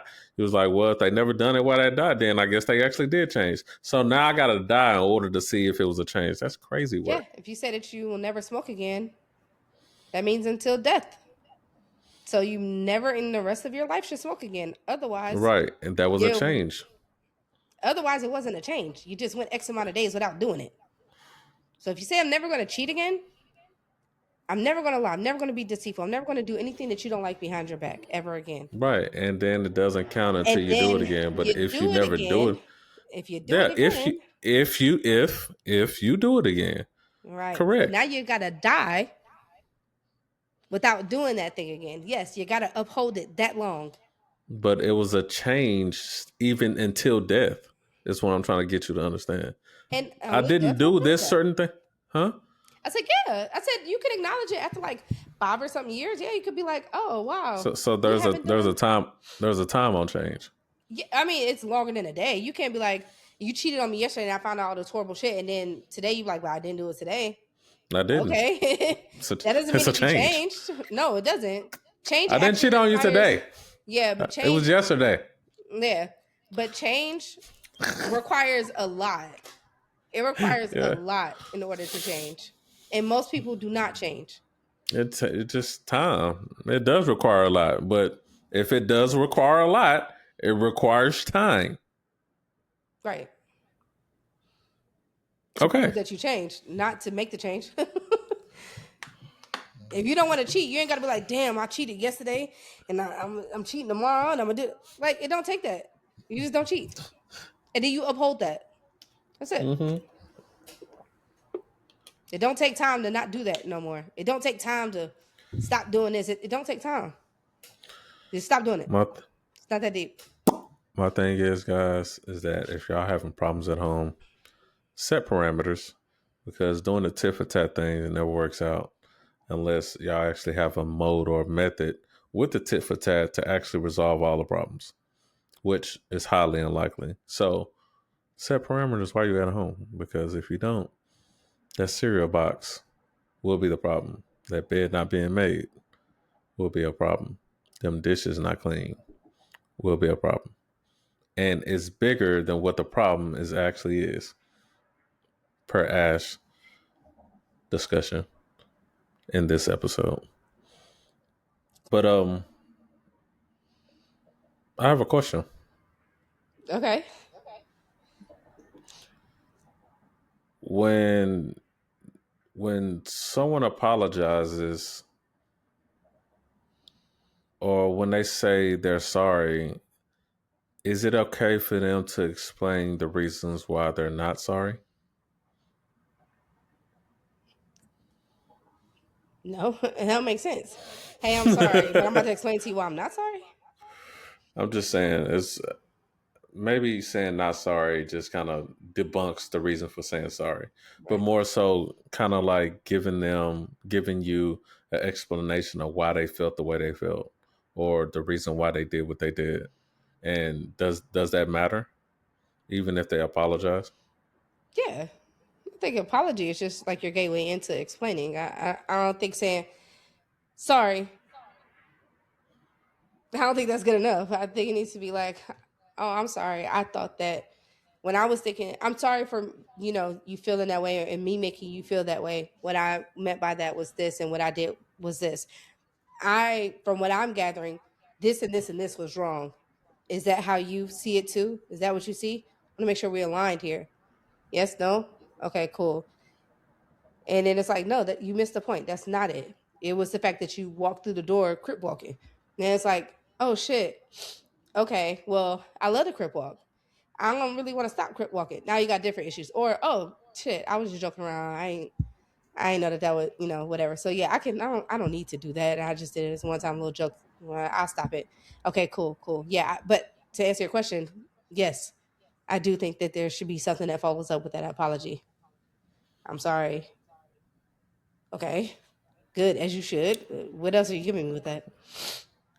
The reason why I ask is that I feel like sometimes doing that, even though it is not the intentions behind it, it minimizes the other person's feelings behind it sometimes. Like, wow. Oh, okay. Because even though you're saying sorry, you still want to give a reasoning, and a reasoning and another reasoning, and you want to keep reasoning until you want me to feel, or more like a reverse psychology or guilt tripping on your sorry tour. Like, look, I'm sorry I didn't put up that box of cereal, but I had a long day at work and my boss was tripping, and then I had to get the kids, and then the Katrina pooped on me, and next thing you know, Carmen came, and the doorbell is like, I had a lot of stuff going on. I didn't understand this, that, and that. And I mean, I understand what you're saying, but I feel like I just had a lot of stuff going on to not make me acceptable to do this or do that, or the situation is. And it's more so like you're not really saying you're sorry for not doing the said action. You're just saying that everything else took priority over you not doing the said action. I don't look at it like that. If somebody, oh my God, I wish somebody would talk to me like that. That's beautiful, actually. Hey, I'm sorry. And then you give me the reasons as to why you did what you did, and you bring me into what was going on in your life. That helps us fix the actual problem. And so now I know that whenever this is going on, that's going on, and that's going on, or all that usually happens for you on a Wednesday because I work later, and that's the day that you got to pick them up from recital and do this and do that. And I know that this is the issue. Now, because you told me all of that, we could come up with something together and be like, oh, okay, how about this? On Monday night, I'll do such and such and such and such, which will better prepare us for this. That way you don't even have to worry about it. And then, we shouldn't run into this issue again. What do you think? Right, but at that point, that's problem solving. Yeah, but I'm saying I get that from that apology. I wouldn't look at that like guilt tripping or anything like that. I think that that's somebody who immature would look at that like that. But if you're saying that you're sorry and you're telling me the reasons, if you say I'm sorry, I had a long day today and I just did this and that and I don't understand, and you're going and in what you're saying when you're saying all of that, it's going into you really saying that you're not sorry. That's an issue. But yeah, but how can you tell though? I don't want to give specific examples, but well, I don't want to give a particular example, but you'll know based upon what the person is saying. If you know that person, you'll know that they're really saying that they're not wrong and they didn't do anything wrong. And they usually say that, like, I just didn't see anything wrong with this, and I don't, and it's not going into a way. Exactly. And so that's the issue. But if they wrap it around to like they tie that apology explanation into problem solving and how can we make this better in the future, not how can we make this better in the future, because I don't want to hear you complain about this shit again. That's a problem, because now we got another problem on top of the problem. You shouldn't be talking to me like that in the midst of this. You know what I'm saying? But damn, if you really trying to actually solve the problem, then this is why I'm such a great partner. This is why my exes love me, because this is how I am. This is what I do. You know what I'm saying? So, all right, cool. I'm sorry. I apologize. The reason that I did it was because blah blah blah blah blah blah blah blah blah. You tell me how you feel about it. My exes love me. They do. I've never had an ex that didn't want to come back. Not ever. So they still have access to you? No, but I know that they want to come back. They don't gotta have access to me in order for me to know. Yeah, but you said this is why they love you. They do. And this is why they come back. And then it's like, yeah, but I know they want to come back. So you see how it was 3 different next one? Because it's all the exes ain't the same. Yeah, yeah. I've had an ex pop up. Like, oh, okay. this is random as fuck. Why are you? What? Yeah, I've had that, and I was removed from their access, so I was confused on the fact of why they were even reaching out to me. So yeah, I've had stuff, but at the end of the day, even if it ain't exes, because it is, but even if it wasn't exes, even the people that I talk to, they like that. Even my guy friends, they like that. They like the way that I talk. They like the way that I handle problems, because it is just clear cut communication. And I learned to communicate like this from men. I didn't learn how to communicate from women. I feel like I'd be stuck in that same boat with like, all you women do is I'm not stuck in that boat. I learned how to communicate from guys. I feel like it's so simple. It's so easy. It's straight to the point. It's direct. It's no coddling. It's no fluffy words. It's no hurt feelings. It's just, hey, this is what this is. This is what this is. Cool. No. That's it. Yeah, but even with that, it's a super thin line. And whoever the receiver of the apology to try to differentiate them trying to repair or defend. What are you defending? You're sorry their position. What? But you're not my op. You don't have a position. We're on the same team. What are you defending? We're not against each other. Who said we were against each other? I'm just saying I'm defending my position. Why do you? I don't have to be against you because I'm in the wrong. If you don't want me to say that, what I did wasn't right. If you don't want me to say that, you had a problem with something that wasn't done. I don't know how you want to put it because you're really No, you're I don't very care about either particular one of about us. words. Right. But nevertheless, the reason why I'm saying it is because I know how you feel about words too. So at the end of the day, um, I have a position that I took on the reason why I did what I did. And even though I'm saying sorry, I'm still telling you why I did what I did. So it's still my position. Either you look at it as in me defending it or me giving you an explanation of why I did it. It's the same thing, but it's a thin line. That's why I said it's a thin line. Some people will look at it as in like, just because you did that, that don't make it right. Or, oh, okay, I understand that's what you went through. It's the same thing, but it depends on how the receiver receives it. That's all I'm saying.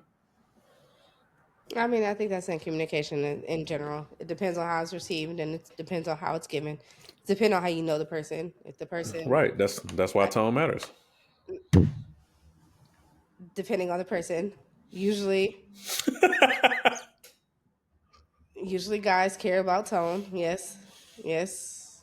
Unfortunately, even though I learned the whole tone thing from a guy, I have had an experience where a guy cares about tone, and that's hey, do your thing. But So even with that, who said that his way is the ultimate way to do it? not ultimate. It's Who just that. said But if every experience yeah, across but you state, adapted it. if every experience from when you were a child in one place, as you grow, as you from a child to adult across states, if every single man is this way about a particular thing, and that's what you learn, and then you met one that isn't that, that's where I'm at. It's like, oh, I've never heard this before. I've usually heard the Yeah, other, the that sound opposite. like that sound like Jesus. Everybody wasn't on board with Jesus until he made them get on board. I don't know nothing about that, but I don't know. ah, All I'm saying is that I learned this from talking to men. My granddad used to always say what you mean to me what you say. I've learned from various men like all of that. Well, because of the nah. My best friends growing up until I was probably like 28. My best friends were guys. I have brothers. I have cousins. They're all guys, uncles, all of that.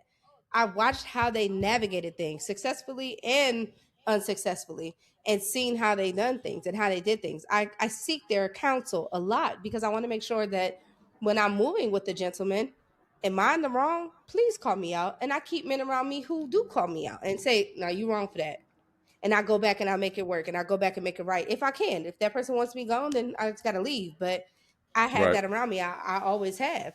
And so in my relationships, I'm not saying that I'm perfect, but I am saying I'm not going off of my own counsel here. I'm going off of successful relationship advice from men because I am dealing with the man. Now, I will talk to my girls sometimes about it, you know what I'm saying? But other than that, I'm usually just talking to other guys about it because I'm dealing with a guy. I'm not That gonna don't go make talk it. to a fish about how to deal with cows. I'm not gonna do that.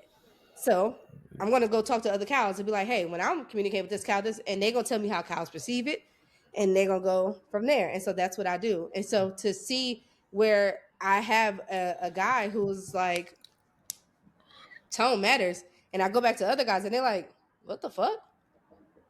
Well, that's not a you thing, that's a him thing because blah blah blah blah blah. Like he, and I'm like, okay, well, I just wanted to make sure that what I was doing wasn't wrong. How do I fix this? And then it's like, oh, you got to coddle. I don't have the capacity to coddle, so it's They're not gonna saying work. that now, but if you actually see them in particular situations to where it arises or something to that degree, I have. and for them to, if I'm just making my statement, Mhm. if you've seen them in actually situations to where tone was delivered different and what the person was saying, there have been two different reactions to how they would handle the situation. Just because they telling you that it don't matter, it's about what the person is saying. No, it's about how they're saying it too. That's why Right, we and have the I know ability to get that's right. what you say. That's why tone matters. That's what I said. That's what you say. But I'm saying in every other arena, I've gone back and they like, what the fuck? That's a women. That's what women they care. And I'm like, no, we don't. Y'all just thought that we do. We don't give a fuck about that shit. But I don't Y'all know. do. Just, Women do. You probably don't, but women definitely do care about how you say something. yeah, You probably maybe don't, if a but women do. man is saying something to them, yeah, they probably care for a man, but a girl, no. But you're a guy, you wouldn't understand. So I get that part too. Right, But and you're a woman, we don't right? really care. So Yeah, we do on this side. Well, I do. I don't speak for all men because I don't know all men. But even the man that I knew and the man that I do know, some of them care, some of them don't. But for me, tone matters. yeah. I've seen them in 'Cause- situations where there's tone, and they go, "That's women being emotional." They have emotional intelligence, or they have intelligence in general, and they go, "That's women being emotional." She's saying it like this and that and that. Let's get to what the real thing is, and that's why I like doing what I do. It's like, okay, you said it like this, but that's not the issue. Am I gonna make the tone the issue? That's just me deflecting was actually wrong. If I say, I hate when you do such and such, why are you coming at me like that? Okay, so now is why am I coming at you like that? Not the fact that you fucked this up. We need to get to it. Now it's how I'm coming at. Like, no, I don't do that. Now with women, I would do that. Like coddle them because women are very soft, sensitive, and emotional creatures. They just are. They're very fragile. Women are fragile. Yes, they are. But men, no, I'm not going to do that. I'm not going to coddle you. I'm not going to No. sugarcoat So it. now you're categorizing us into an area to where we should be strong and hard and accept everything that you say. You just shouldn't but be that's as how you. fragile because y'all say how logical y'all are. You've What, said it on whether here we. plenty of times. How logical you are. That's, If you're logical, then you should know that somebody is using emotion right here. And instead of me yeah. instead But of me going, hey, you're not being mad right. You need to be mad like this because your tone matters. Hey, I'm upset that you did that. You've even said it in this episode. But that's Hey, the problem. It's not about you being mad. It's about how you're being mad. I'm exactly. not upset. That's what I just said. Yeah. So I gotta But be mad in the perfect way instead of you just understanding. it's Hey, this not a person is mad. it's not a perfect way to be mad. If you're mad, you're mad. You want But me to be it's mad with a about good tone. it don't have to be a good tone. It's about how just watch how you address me. Why? Because I'm not no mad. random nigga. I'm not a random nigga on the And I'm street. not random either. And I'm not random Right. either. So But why you're would you think talking that to me like I'm a random why nigga would on you the think street. that though? Why would you think Because that of the though? way that you're talking to me. That's the reason why I'm thinking that. You're not for to just, oh man, you doing this and doing that. Like, why do we gotta be all that? Like, we're both on the same team. I'm not your opposition. We're on the same team. You can talk to me as in like somebody that you care about and that you love. I'm and mad. I'm trying to I understand that. And I'm trying to receive all your energy that you're giving Why? in the capacity of that you because you're giving it. What you mean why? What's the problem? There's somebody with mud. Or do you want me to say because you're giving it? That's there's why. somebody with mud all over them that's coming in to give you a hug. Are you hugging them back? If I care about them, yeah. Okay, well then maybe that's something that you need to address. You allow any and everything into your space. You don't have a filter. You don't know how to filter and decipher these things. My filter was if I care about them. Because it didn't. Go Right, ahead. cool. You care about the person, but you didn't wake up that day saying, "I hope I get muddy today. I want mud all over me. Ooh, today's the day I get mud on me." No. So instead of you saying, "Whoa, whoa, whoa, whoa, you got mud on me. I love you, but I don't want you to put mud on me." Instead of you doing that, you're gonna accept the hug and be like, "Oh shit, I gotta change my clothes and take my clothes off or whatever." No. They're just clothes. Mm-hmm. Right. You can say it's just clothes. That is your parameter. You can say it's just clothes, but you can't say it's just tone. It's just tone. She's just upset. She's just upset. No, she got to come to you upset in the right way, because if not, that's going to make you feel like you're not in this relationship. You deviated. I'm saying your words back.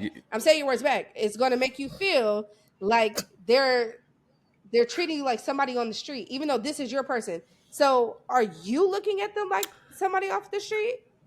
The mud and accepting the hug and the acceptance of it was the actual initial interaction. It wasn't that, oh, that you're gonna accept it, you gotta change clothes, blah blah blah. It wasn't that. It was accepting the hug. I said, if I care about them, yes. I don't care what the clothes do. So you care about them, you would accept the mud. Just right, clothes. right.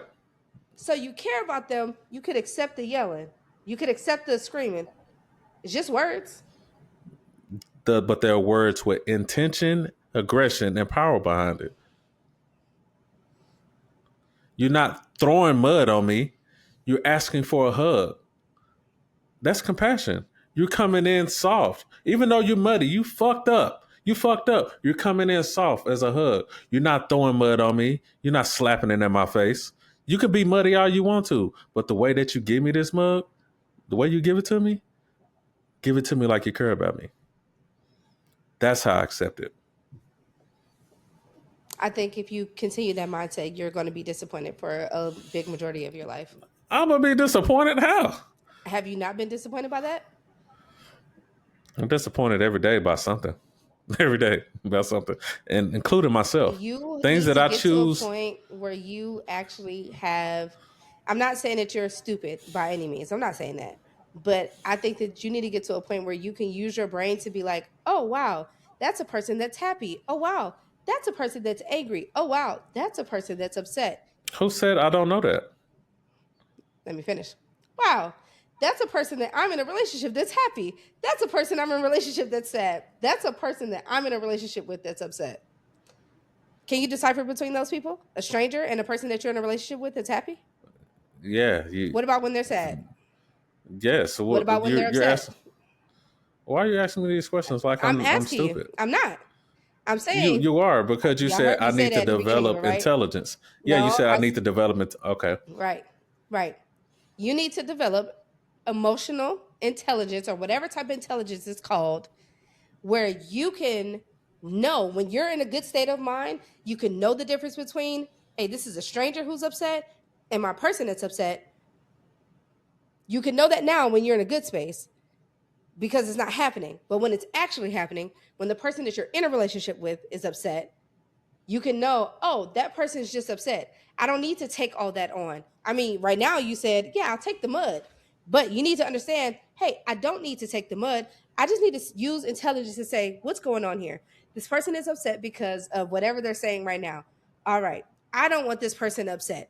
How can I figure this out? Boom, and go from there. What? Instead of going, you is how you come at me. You talking to me like I'm a nigga on the street. We're going to go round and round and round and round and round in circles because this is getting dumber. It's just dumb and dumber. It's not getting dumber. It is. And that is your viewpoint, and you're entitled to have your view. I mean, we know that. You have to say that.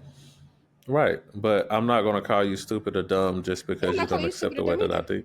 Yeah, but you told me I need to develop emotional intelligence. It's not calling you stupid or dumb. Yeah, but you're saying that I lack that. Okay, I'm telling you that I have that. I have that. You can't. To me, it doesn't seem like you have it. Maybe you heard of it. You have your opinion. Right. Maybe you heard of it. But actually having it, I don't think that you do, and that's not nothing bad to say. If I didn't have it, I wouldn't want you to say it. I'm not saying that's any bad thing that you're saying anything like that. But from your perspective, right, that's how you feel. Right. I'm saying I have that, and I deal with it accordingly. Okay, so if that's the way you feel, cool. But I don't feel like I lack that. Okay, what you say that for? Because you're saying that I need to develop emotional. That's my perspective. We talking everything that I say ever in life is going to be from our perspective. Everything you ever say is going to be from yours. So even if you read from a book, you're still reading it from your perspective and how you want to say the words, the inflections of the tones, and all that stuff like that. It's still going to be your perspective. So actual factuals, but I mean, just that's not because. a bad thing. Do you feel a way that I said that? Be honest. I don't feel no way. We're in the gray. Okay, because I'm like, I wasn't saying that in a derogatory way. I was literally saying that in a way of, I'm being so serious with you. I understand like, you are. From what I know of you, on here, off of here, you're going to be in a constant state of clashing with someone constantly because you can't separate. They're coming at me. It's an attack. Well, I'm gonna be petty. Well, you can't take that guard off, and I feel like that stems from maybe something childhood related. I don't know. But if you can step out of that and go, that person's upset. And I don't have to take that energy on. Whether they're trying to You give it just to me or asked not, me them I don't have to questions, and I accept it. told you asked me them questions, and I told you I can differentiate that. Yeah, but And you're still giving me the same. because I just said on here and off of here. I know you. Right. But we're talking about this particular situation, right? And then if you want to go off of here, it's still the same thing. The reason why is because I always have to be to one to have the emotional intelligence or have the emotional awareness to be like, oh, Randy has to do this. Randy got to do that. Randy got to do that. Okay, what is this other person doing? Randy got to do all the Did you work. tell What them is that this they other need to do person doing? anything? Have y'all discussed them doing It, anything?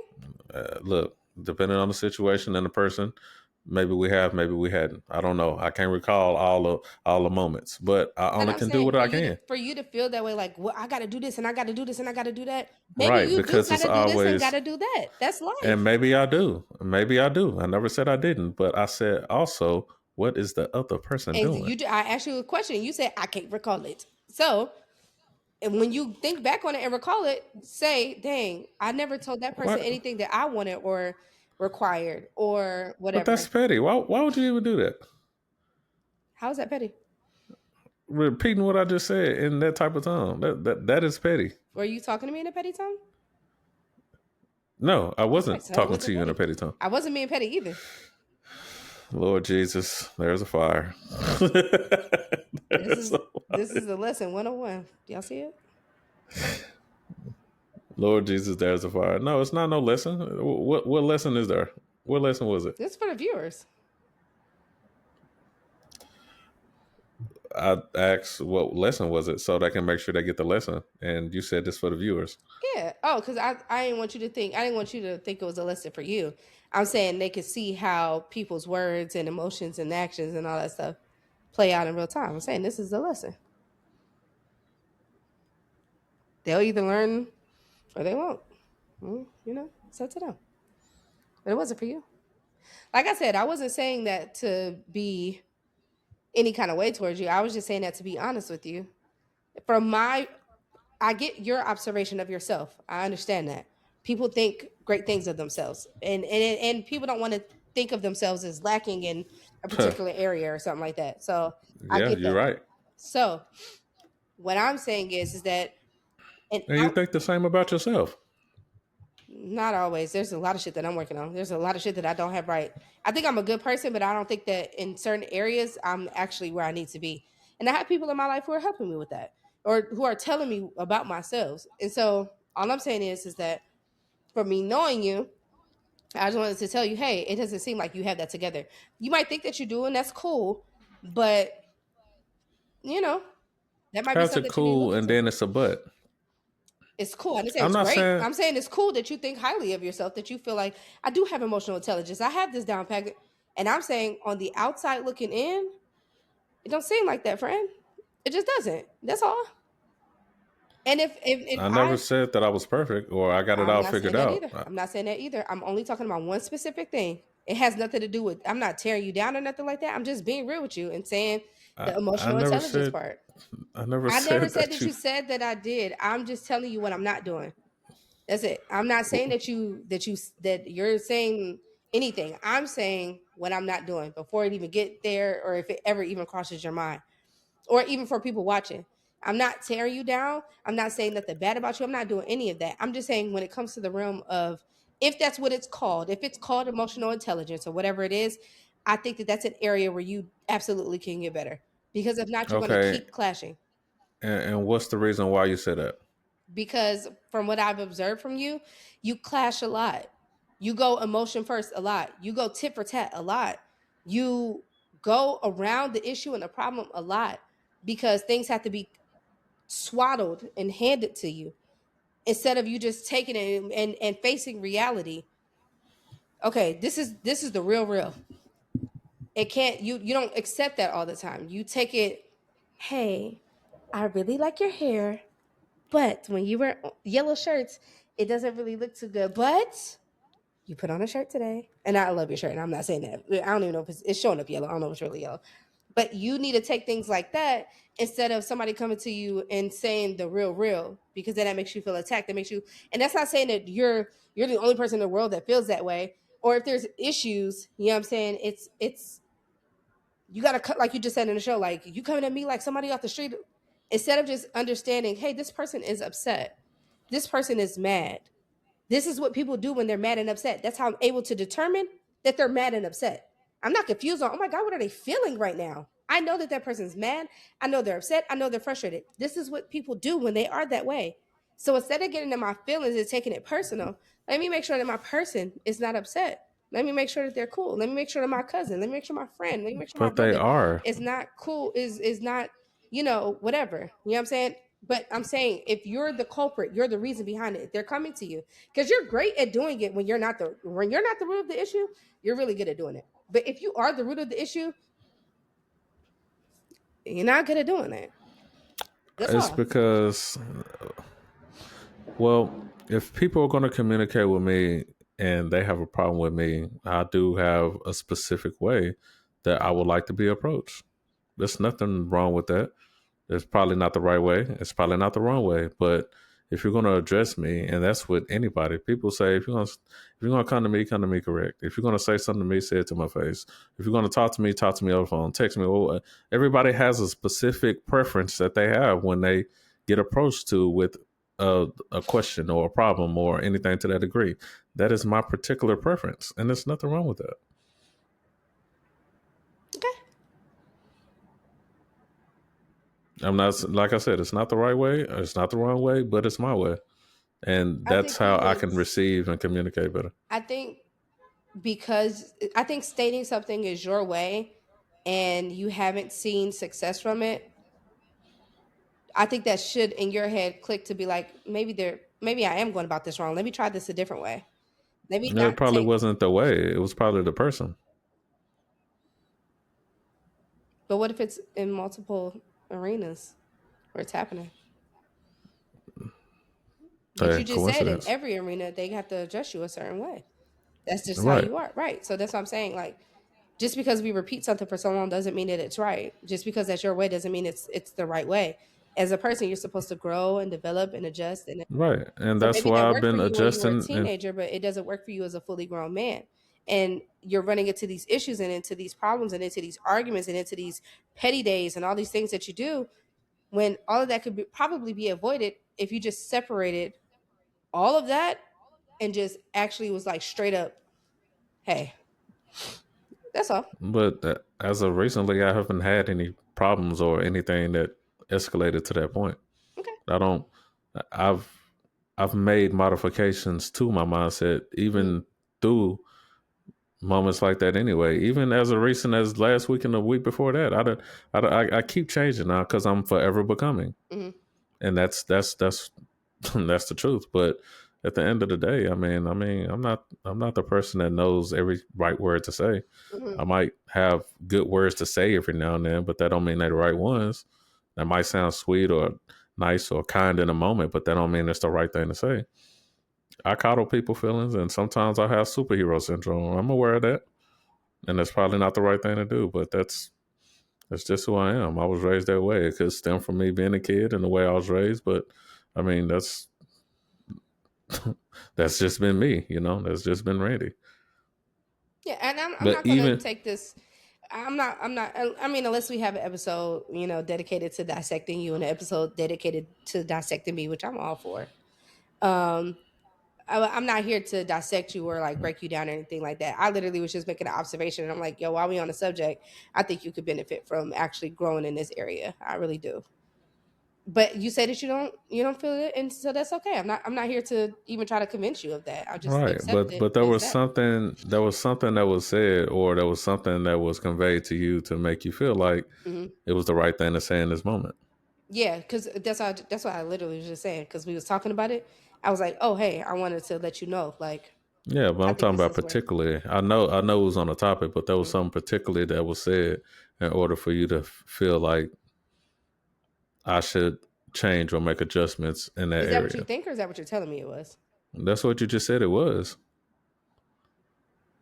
I just said it was because we was on the topic of it. Those are the words I just said. And you tell Right. me That's it's what I just. something specific outside of I that? said there had to be something specific that was said in order for you to feel that type of way. Okay. I mean, you're not gonna just randomly just come out saying that without something said to you to be like, you know what, maybe there should be adjustments for you in this field Well, because of what you I just said. stated that. I said we're on the topic, on here and off of here. I know you. And I think that you could benefit from emotional intelligence. I think that you need to work on Right. that. I don't think that you Okay. have So it. it's And you said it's you think still that you going over do. your head. It's still going over your head. Even though it's the topic, I was saying there was something specifically that I said that stemmed that mindset for you to say what you said. That's all I said. And I It had to asked be, you, because it's going over your head. And I asked you, and that's not are, being petty. it's not. Because I Why keep would you? repeating the same thing over and over again. I asked you, are you saying that it's me saying something specific, or are you telling me that it was something that was specific? And you said, you basically telling me. I'm telling you there was nothing specific said. It was the fact that we were on the topic that made me think of you. That was it. Right. It was nothing So, specifically said. There was no specific moment. It was none of that. I. So with that, you're saying that something that you always wanted to say just happened to come up in this particular topic Who said I for always you to wanted to tell say me, it? right? I just Because you said since we're on the topic, yes, since we're on the so it's topic. yeah, it's been something that you've been wanting to say. No, it's Is what I'm not. saying. It's not something I've been wanting to say. You know, I would just tell you. I'm saying since we're on the topic, hey, I wanted to let you know, blah, blah, blah. It hasn't something that I've been wanting to say. It's been stored up and I haven't found the right moment. You know, I'll tell you anything whenever. I don't care. Clearly. That's why we're Right. doing this right So here. that's what I'm saying. It don't make sense for you to be like, But oh, that's I how just my said it brain because it was on the topic. processes the information. That's exactly how it happened. We're on the Right. But topic. that's what I'm saying. Everybody operates different. That's I never want to get you on that. I just said I is wish they there didn't. ever a is there a good time ever to be like, I'm not sorry, and it can be done without escalating conflict? No, I don't think so. You tell me, like, give me an example. You said you was gonna fill up my gas tank and you didn't fill up my gas tank. Now I'm on E. I'm stuck on the side of the road. Why didn't you fill up my gas tank? I didn't fill it up because I didn't have time to. But I mean, you obviously drove out of the door past two gas stations and now you're stuck on the side of the road. You had the opportunity to fill up your gas tank too. I'm not sorry because you, what? I Yeah, think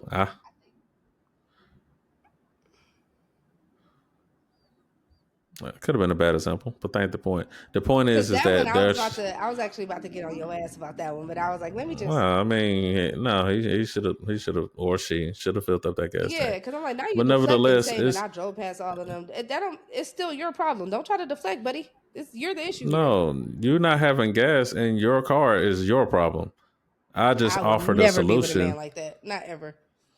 Not You be with ever. a man like what? Oh, you not having gas in your car is your problem. I never. First of all, my man check my car every day to see where my gas tank is, or asks me about it, or sends me money, or tells me, hey, don't let it get below this. Here's this and here's that. He stays up to date on them cars. Okay. So no, he should look at that like that's his issue too. I need to make sure my girl is good. This is my girl. I'm her protector. I want to make sure she's good. So it's his issue. But if I get with I'll never get with a man that be like, that's your problem. That's your fuck no. Bitch, all right. It was my problem when I was single. It ain't let me go ahead and be single then. The fuck? Hell no. But go ahead. This is an imaginary character. I'm about to rip that nigga a new one. And we good. Apparently, because at this point, like this nigga He's a fuck. cussed you out or something. The question was, is there ever a good time to say I'm not sorry? I don't think so.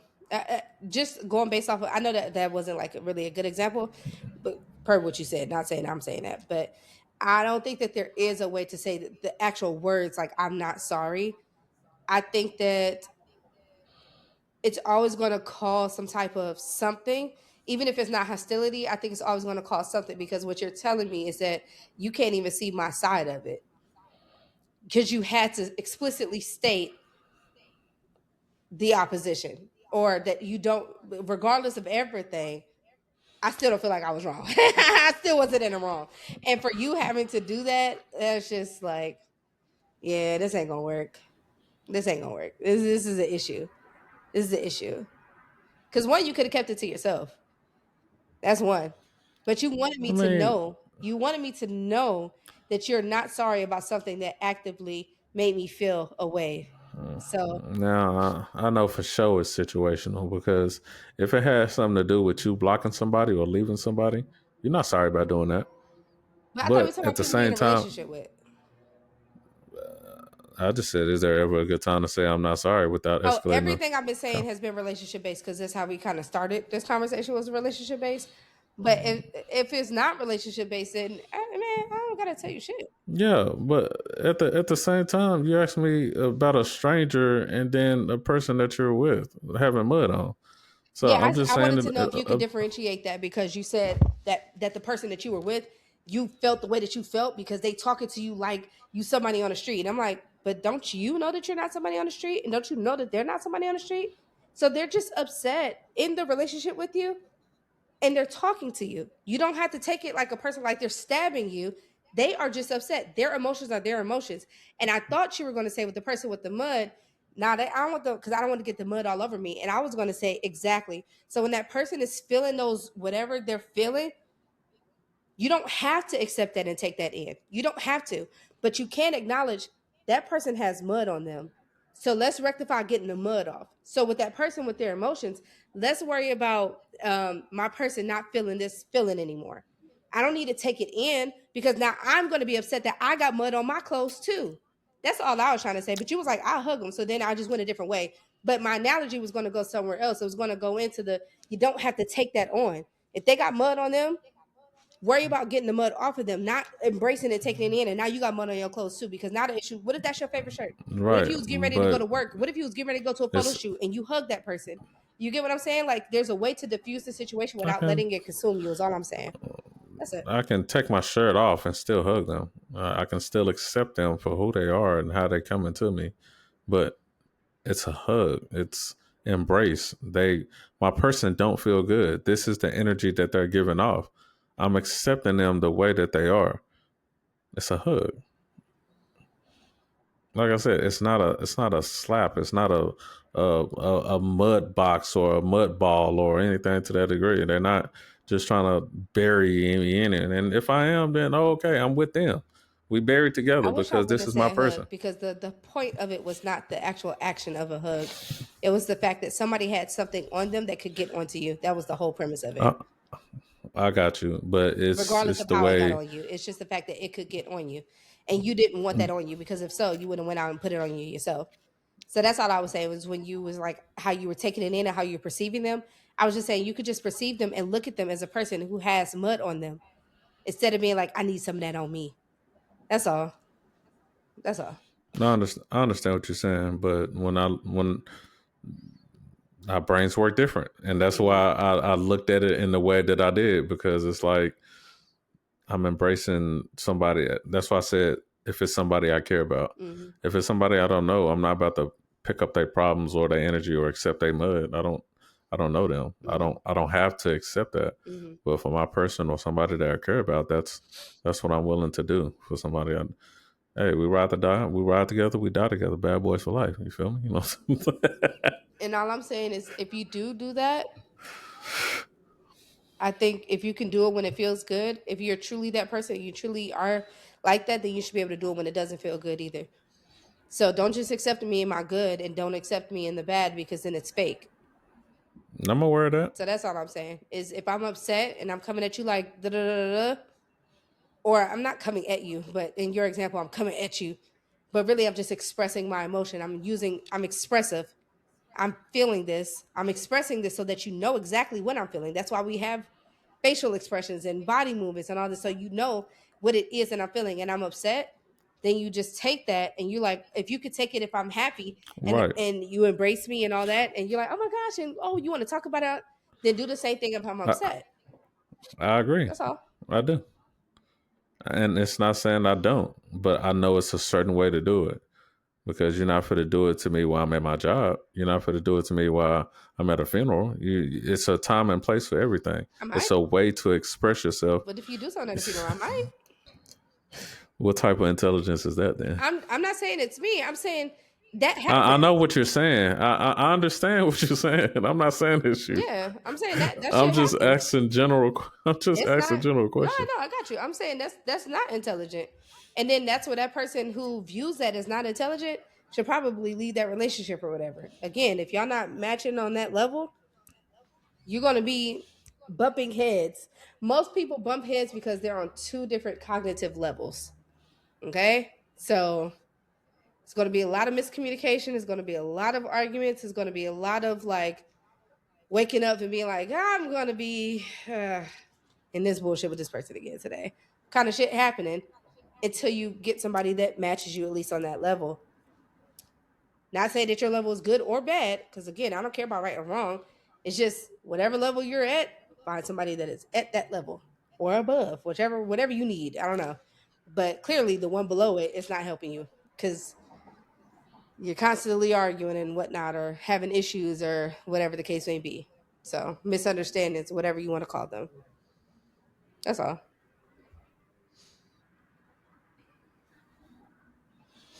That stems another question.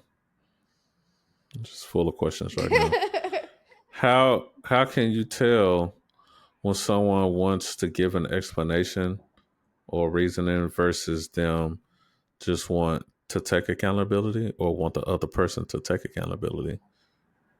I don't understand the question. Say it again.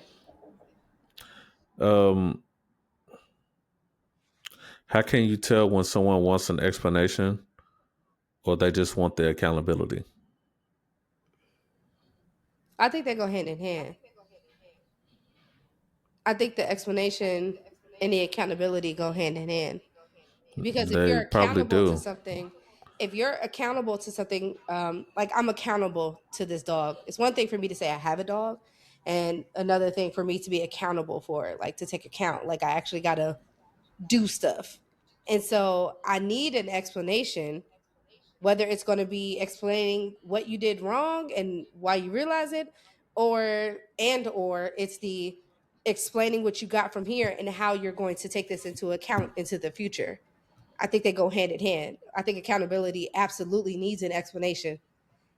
Accountability is not saying like, I'm sorry, I'm wrong, I fucked up. Well, duh. We wouldn't be here if you didn't. This whole thing wouldn't be here. How are you actually going to fix this and work on this? What can I hold you accountable for? Where is the accountability? Just saying you fucked up and say you're the problem and say you're wrong is not accountability. It's the first step. It's the door. But if you're not leaving that conversation with this is what I'm going to do right and this is what I'm going to do here and here's how you can hold me accountable, here's why I'm holding myself accountable, then that person did not take accountability.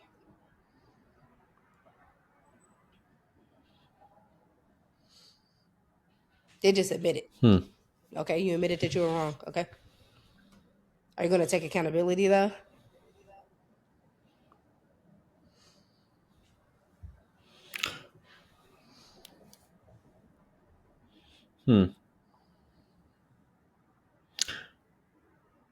Okay, well, let's do a scenario. Okay.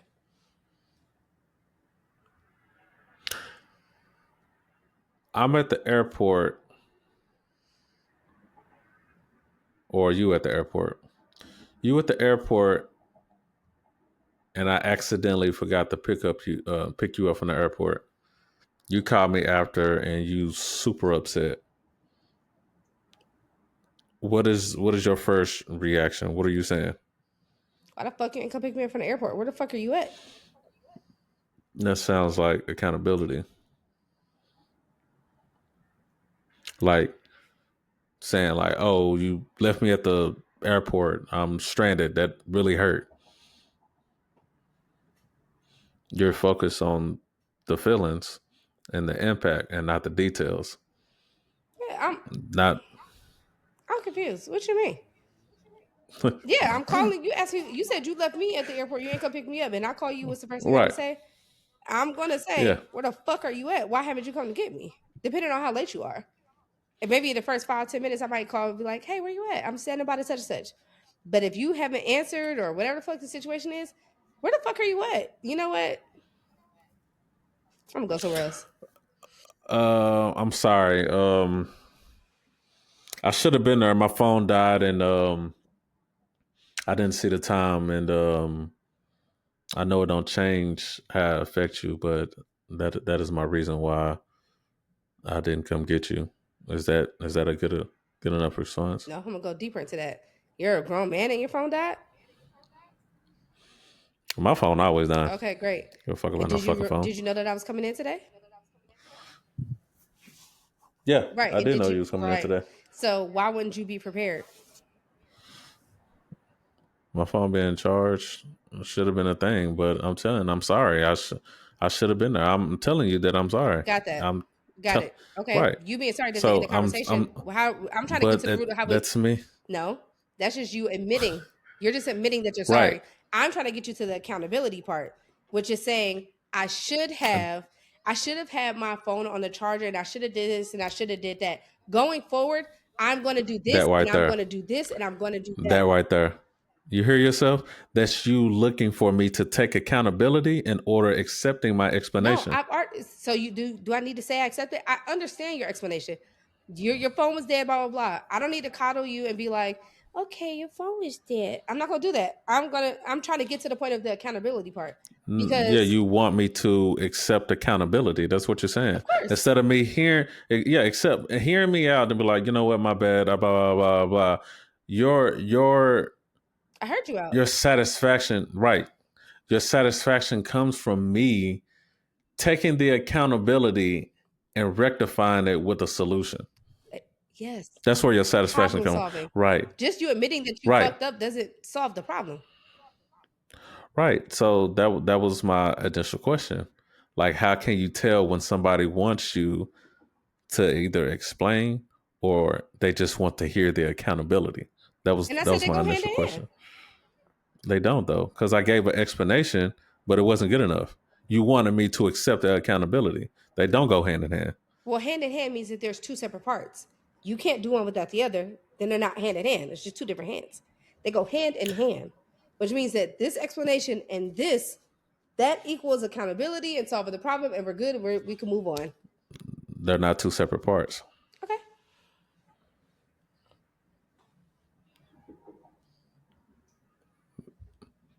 But in general, you want the accountability. That's what you're saying. Yeah, with any adult that I communicate with, I want them to be show accountability and problem solve. Yeah, absolutely. It's not hard. Right. It could be like, damn, my phone was off the charger. I'm here. I'm outside right now. The time got away from me because my phone fucking died. But I should have done this. I should have done that. Next time I'm gonna do this and I'm gonna do that. Boom. You can hold me to that, and I'm gonna hold you to it. Okay, cool. So I guess the answer to my question is the problem solving. Sure. What are you gonna do to fix it?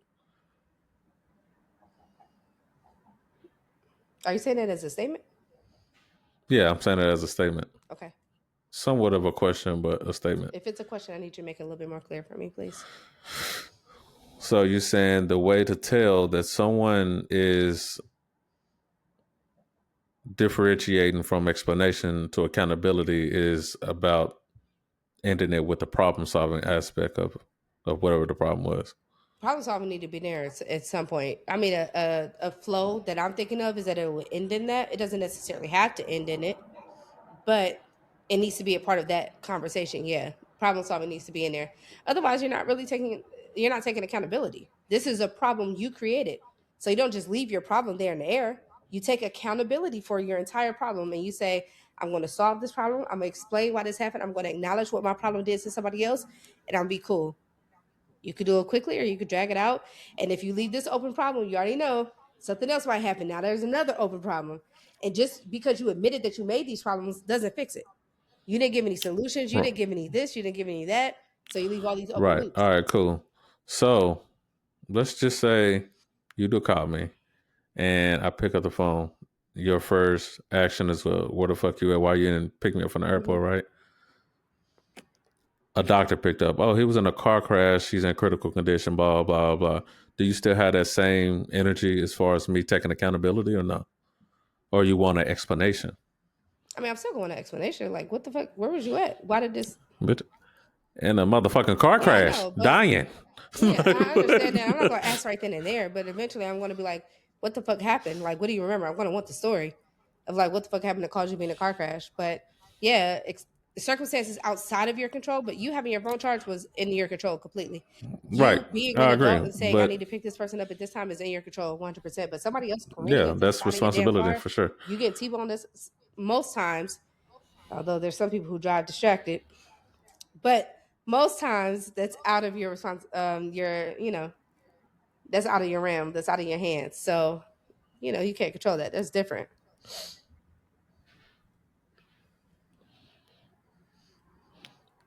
It's tough because I feel like accountability, they kind of like focus on the impact and feelings, or in this particular case, you're focused on how it's impacting you and how you feel. And then if you explain too soon, it kind of feel like you're deflecting the blame. You know what I'm saying? Versus just explaining and just being like getting asked questions because somebody's expressing their level of confusion, and that clarity that they provide can help rebuild the trust of why. You know what I'm saying? So if I explain first, all right, cool, blah, blah, blah, and then your part comes in, I'm like, yeah, accept accountability, nigga. And then you end up getting, you know what, my phone should have been charged, and I should have made sure gas was in the car. I should have been waiting for you in the parking lot. Yeah, I understand that stuff, but you know, you kind of you're trying to figure out which one does somebody really care about, the accountability or the explanation. And I mean, I hear you. You're saying they both hand in hand. yeah, I think it depends on the person, because in my personal experience, I've had where it'll be like, let's just say I was trying to reach you all day because of whatever, Right. and your phone was dead. In my actual experience, actual scenario, I've had a phone call. Hey, I know you upset. I know that you're mad. My phone was dead. That's on me. And I should have had it charged up, and I didn't. I'm so sorry. That shit will never happen again. I feel so fucking bad right now that I even had you calling me and feeling this way, and I know that you've been going through blah blah blah blah blah blah blah blah. And I'm sorry about that. All right. You ain't even gotta forgive me right now, but I'm sorry. I'm on my way and blah blah blah. That's what I'm used to. That is a person explaining, taking accountability, all those things. I don't even have to question nothing. I'm used to that. So I would want that. That's why I said they go hand in hand. Like, you're explaining everything that happened, but you're also apologizing and taking accountability. And you're acknowledging also, cherry on top, kudo points. You're acknowledging without me even having to say it and get into those feelings again. You're acknowledging that, hey, I know that you've been feeling this way or must have felt this way, blah, blah, blah, blah, before I even had a chance to say anything other than hello or anything other than answer the phone. You know what I'm saying? That's what I'm used to. I feel like that's intelligent. That's something that it's like, yeah, you think like me. Let's just go ahead and get this shit out the way, instead of it being you get back into those emotions and tell me what I did wrong and I fucked up, and then I'm gonna decide whether you coming at me crazy or not when you express that, and then I'm gonna decide if I want to be like, we ain't got time for that. You know what I'm saying? Let's just get to the, and now we good. Now we done. And now, yeah, I am still feeling the way I'm feeling, and you understand that I still feel it, because sometimes when you're angry and stuff like that, when you try to hold it in for so long, it takes a minute to release out. So you understand that even while we laughing and joking and stuff like that, you know what I mean? You understand that, like, damn, that was a lot, depending on how bad the issue was, or if I was missing for days or weeks or 6 minutes or whatever. I know. Damn. I know. But I'm just saying, it just, it depends. But Bitch, I got dramatic. yeah. But you know what I'm saying? Like, fuck. I like communication like that.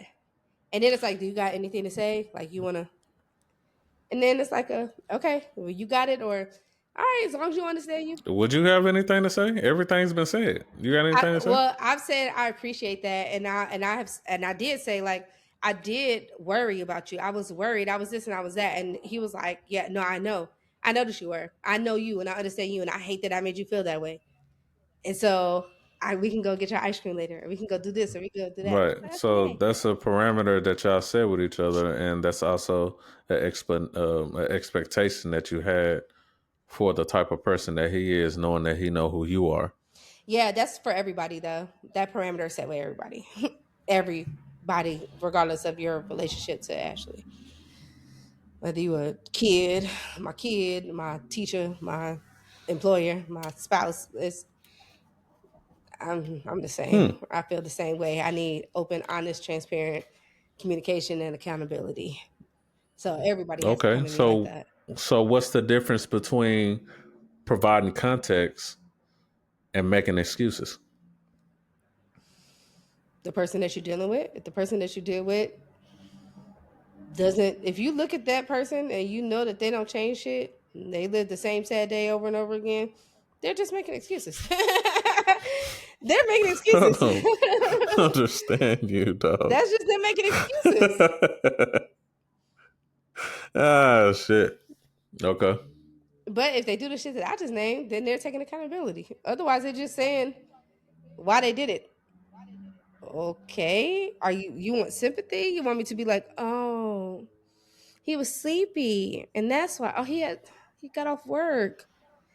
Okay, that's just an excuse. If you knew that you had to do this thing, then you should have set parameters in place. You should have set alarms. You should have did this. You should have did that. But you didn't. So I understand that, but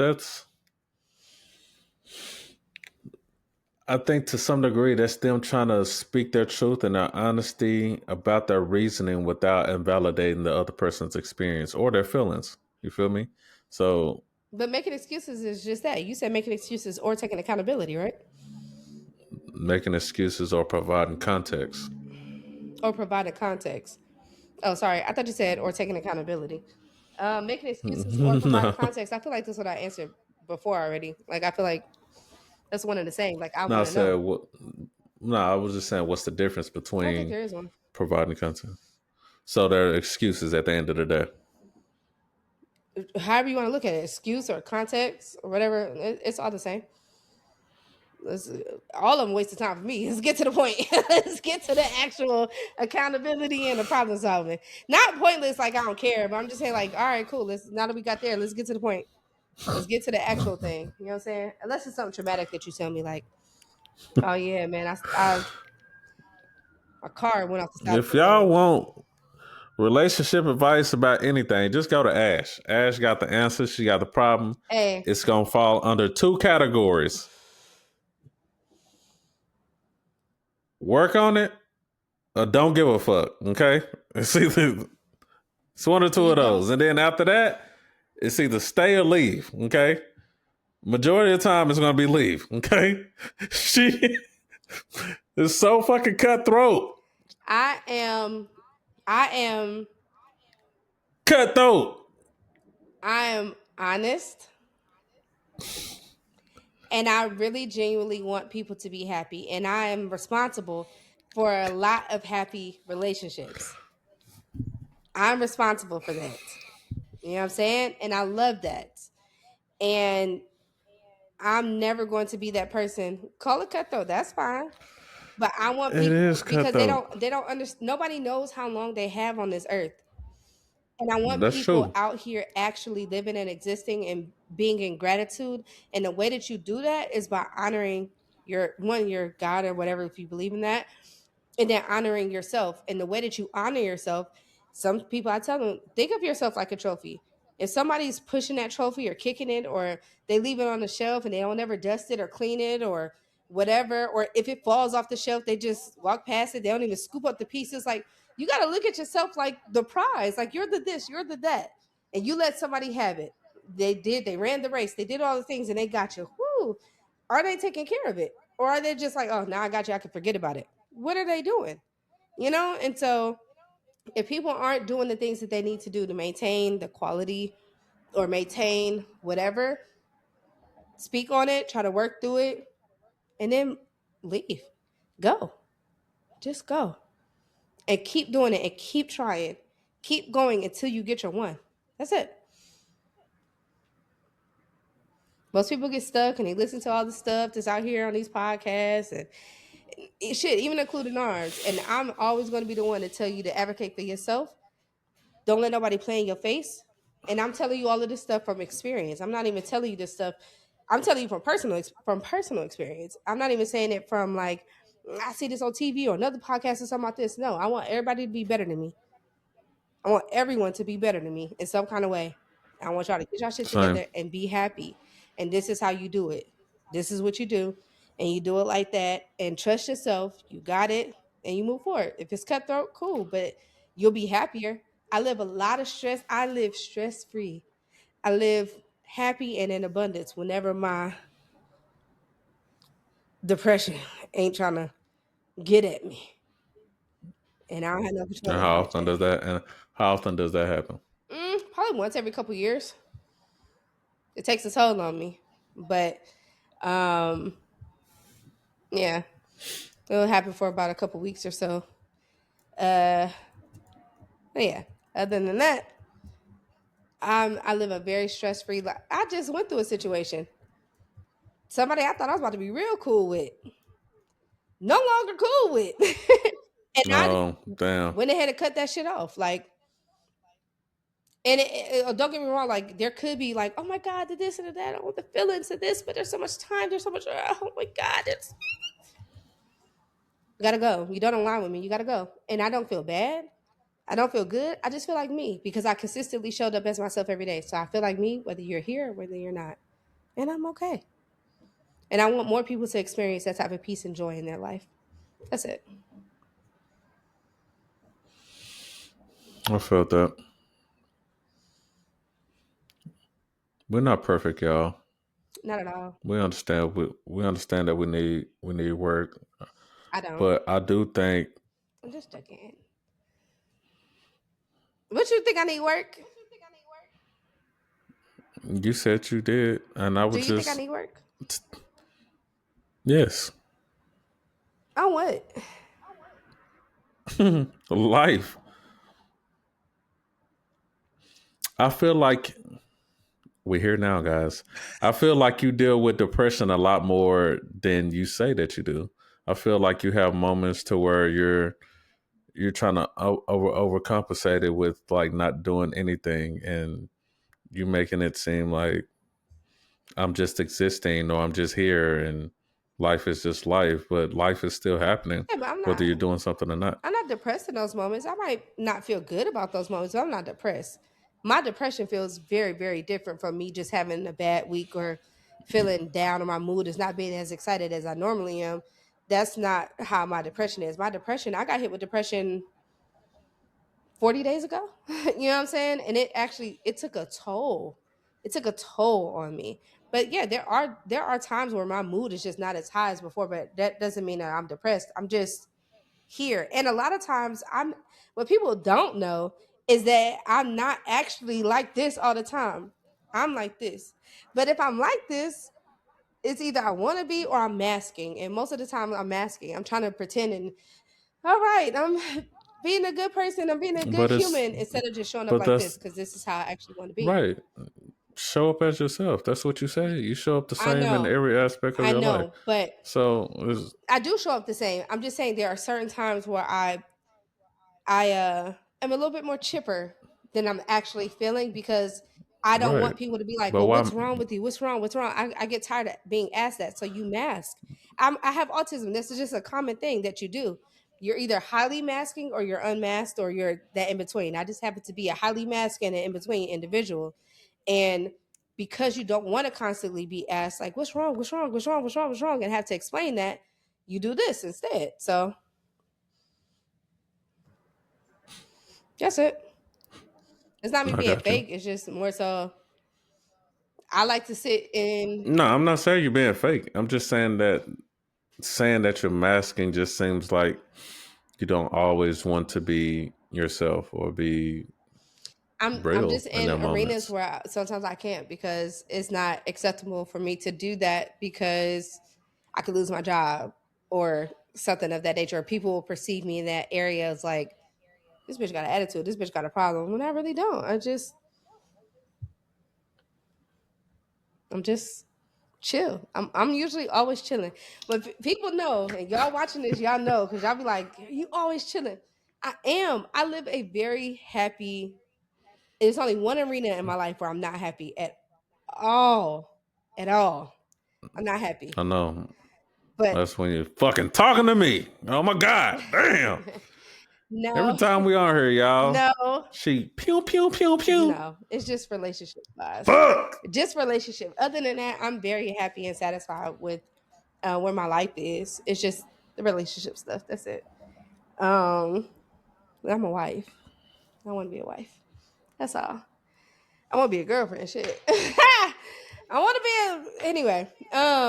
But yeah, that's the only place that I'm unhappy, and I can admit that. So if it's discussions around that, that's not like this. But if it's discussions about me and my actual love life, yeah, I'm sad. But I'm not depressed. I'm sad though. You give me talking about my love life, I be sad. You know what I'm saying? But yeah, I ain't depressed. Shut up. You so aggravated. Well, I usually am sad. I'm not that sad no more, but I still That's get sad tough, though. man. This business is sad. Like, Eh, fuck. What else? What else I'm gonna do? Right. I ain't got no choice but to be sad. So you just accept it until you no longer want to say, I'm sad. That's it. Mm-hmm. That's all. I know. I'm about to Wrap us up. do what I do best. No, I was about to say, you got any final words for our viewers? Because I don't even Yes. know how long we've been talking. 2 hours? 2 hours, 2.5 hours. Yes, y'all, my hair If was, y'all made it this long, thank yeah, y'all. thank you. First of all, so but go Definitely ahead. appreciate y'all watching. Tell a friend. We would love to have you on the show. All the things. Right. I did have my hair, it was laid. Okay. My hair was laid. Flat arm, bust down middle part. I had the layers popping and everything. But I was I ain't got no man. I was out. Shut up. Don't laugh at my pain. I was out at Wawa and I was getting gas in the rain. I had to get air in my tires in the rain. And so I got rained on. I Mm-mm-mm. got drenched. And then immediately when I walked into the house, I had to sit down and do this podcast. So yeah, I've been sitting here since 4 o'clock looking a hot mess. But yeah. I want to know what y'all think about me. I'm curious. I think we should have episodes dedicated to each other because I really want to know. But I love seeing how people perceive me.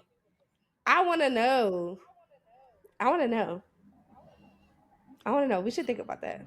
Like closing out the year, like an episode about you, episode about me, or one episode about each other, but we split it half the episode about you, half the episode about me. I like that better. I think we should do that. The year about to be over. We'll talk about it. Okay. Yeah, I know. We'll talk about it. I know we had other things in the work as well, so you never know what we might do at this point. You know what I'm saying? Just stay tuned so y'all know. Yeah. That was all I had. That's all you Yeah, had. go ahead.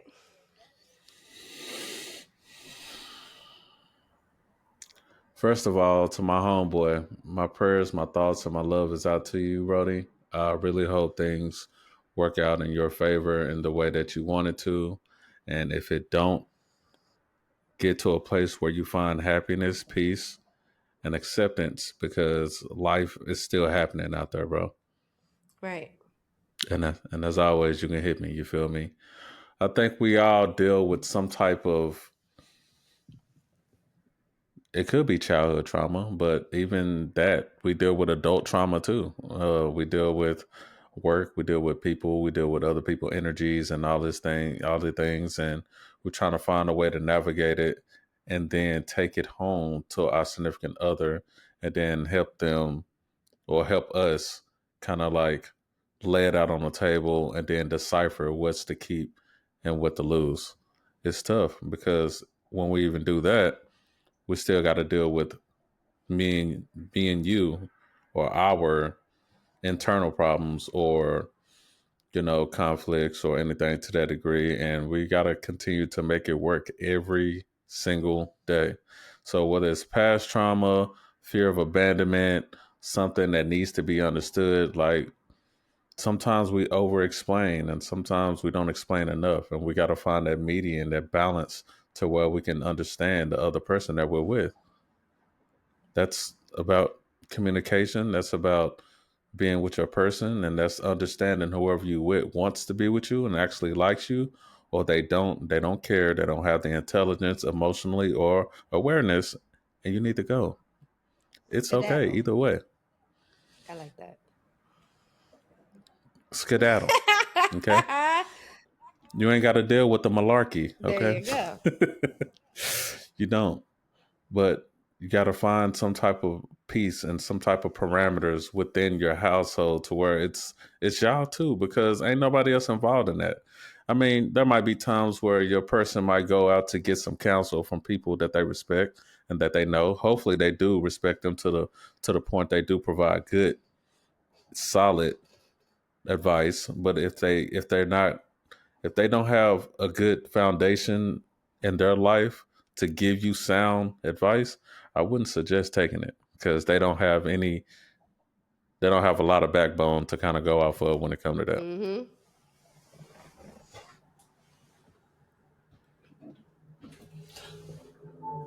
My laptop was about to die, but I'm back. So I'll just Good save. Good save. It said low battery, and when it say low battery on the Mac, it's a wrap. So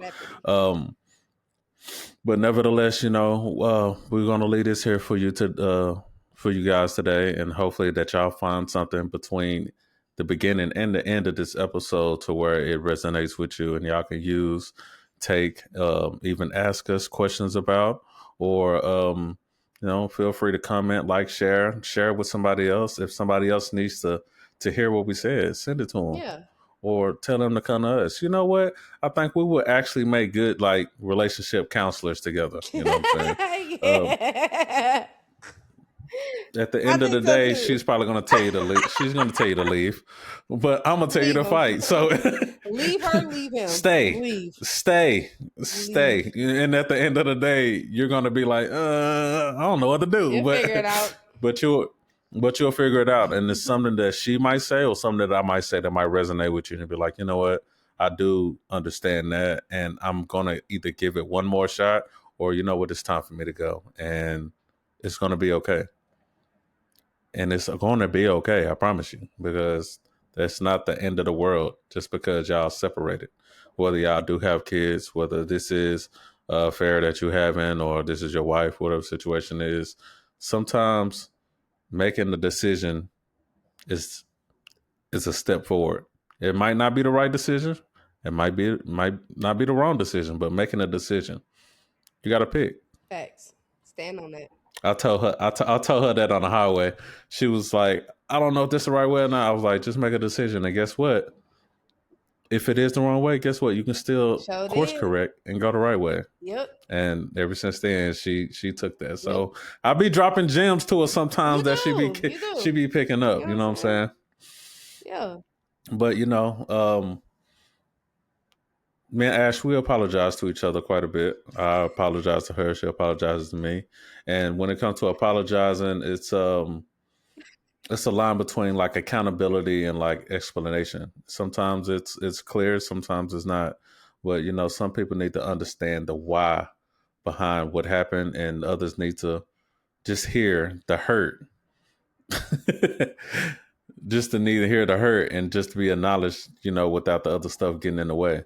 So the real work is the gray area. It's where you learning to listen and to understand and get close enough to know what the other person is asking for, because they're probably saying something, but they actually mean something else. Okay.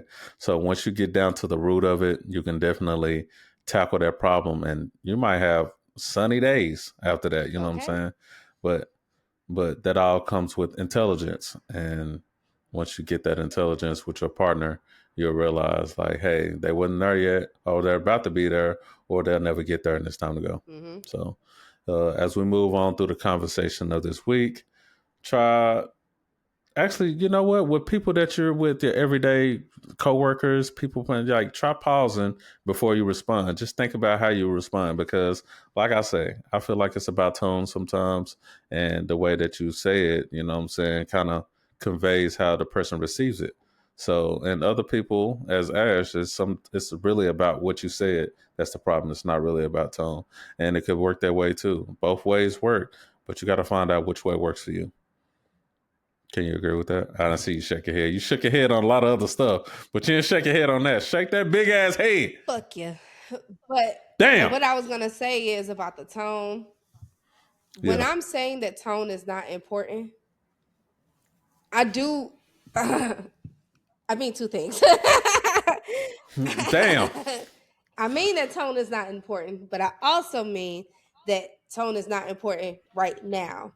Like, I think you could take everything and all that stuff like that, and then at the end of everything, after everything's all wrapped up and solved and a little bit a bow on it, that was my problem. Your problem now is the tone, and I think that we could address that afterwards. And you could be like, hey, I understand that you're mad and upset and all that stuff like that. When you come at me like that, it makes me feel like this. I'm going to work on not feeling that way. Do you think you have the capacity to not come at me like that? And then we could try to figure that out. And I could tell you, no, I can't, or yeah, I can. And you can do your part to be like, I need to stop seeing you as my enemy. I need to start seeing you as a person who loves me, who wants to see me every day, who wants to hold me every day, who wants to this, who wants to that. And now y'all are working on that separately. So I think that tone is important, because I've even said to people, like, don't talk to me like that. Like, talk to me nice. You know what I'm saying? But I understand that people are going to come at me however they do. If you tell me that you have the capacity to talk to me in a nice way, then I'm going to expect that. And vice versa. But I would handle it that way. I would handle it where the problem gets solved, and then I'll come back to you and be like, hey, and don't yell at me like that. Like, I'd rather you say this, and this. And then that's where you come in and say, well, I can't do that because, and then I'm going to come back and say, well, then we always going to have problems there, because I'm never going to like that. And that's okay. And then if we have the understanding that that's always going to be a problem, then cool. But if you're not accepting of that, then all right, then we're done. You know what I'm saying? So I get the whole tone thing, but I just think that the tone is your problem. And we solving the tone thing right now is pushing my problem to the side when I'm the one that came in with the problem. So I don't know. That's just how I look at it. I see what you're saying. I understand what you're saying. I see what you're saying. But yes, that's the only reason why I didn't shake my head, because I was trying to get my thoughts together. I got you. I respect that. But even through all the things that's happening, I was about to say malarkey, but it's not malarkey. Even though through all the things that's happening, y'all have to notice whether the other person is trying to reach for clarity or they're trying to reach for a connection. And sometimes the most healing thing you can do is not offer a reason, but take responsibility, you know? So, and sometimes offering the truth is part of rebuilding that trust. All these things work in cohesion with each other. You know what I'm saying? So y'all will find your way. Y'all like, share, comment, repost this, do all the things that y'all know that we want you guys to do. Help us grow. Come onto the platform, send questions, and we appreciate y'all. So thank y'all for stepping into the gray with us today. Until next time, y'all stay curious, stay compassionate, and keep asking questions. Yeah. Ain't nothing. I said, yeah. You just got louder. I know, but you got louder because you're probably on a mic now. Yeah. But yeah, everything in between. This the gray, y'all. Bye.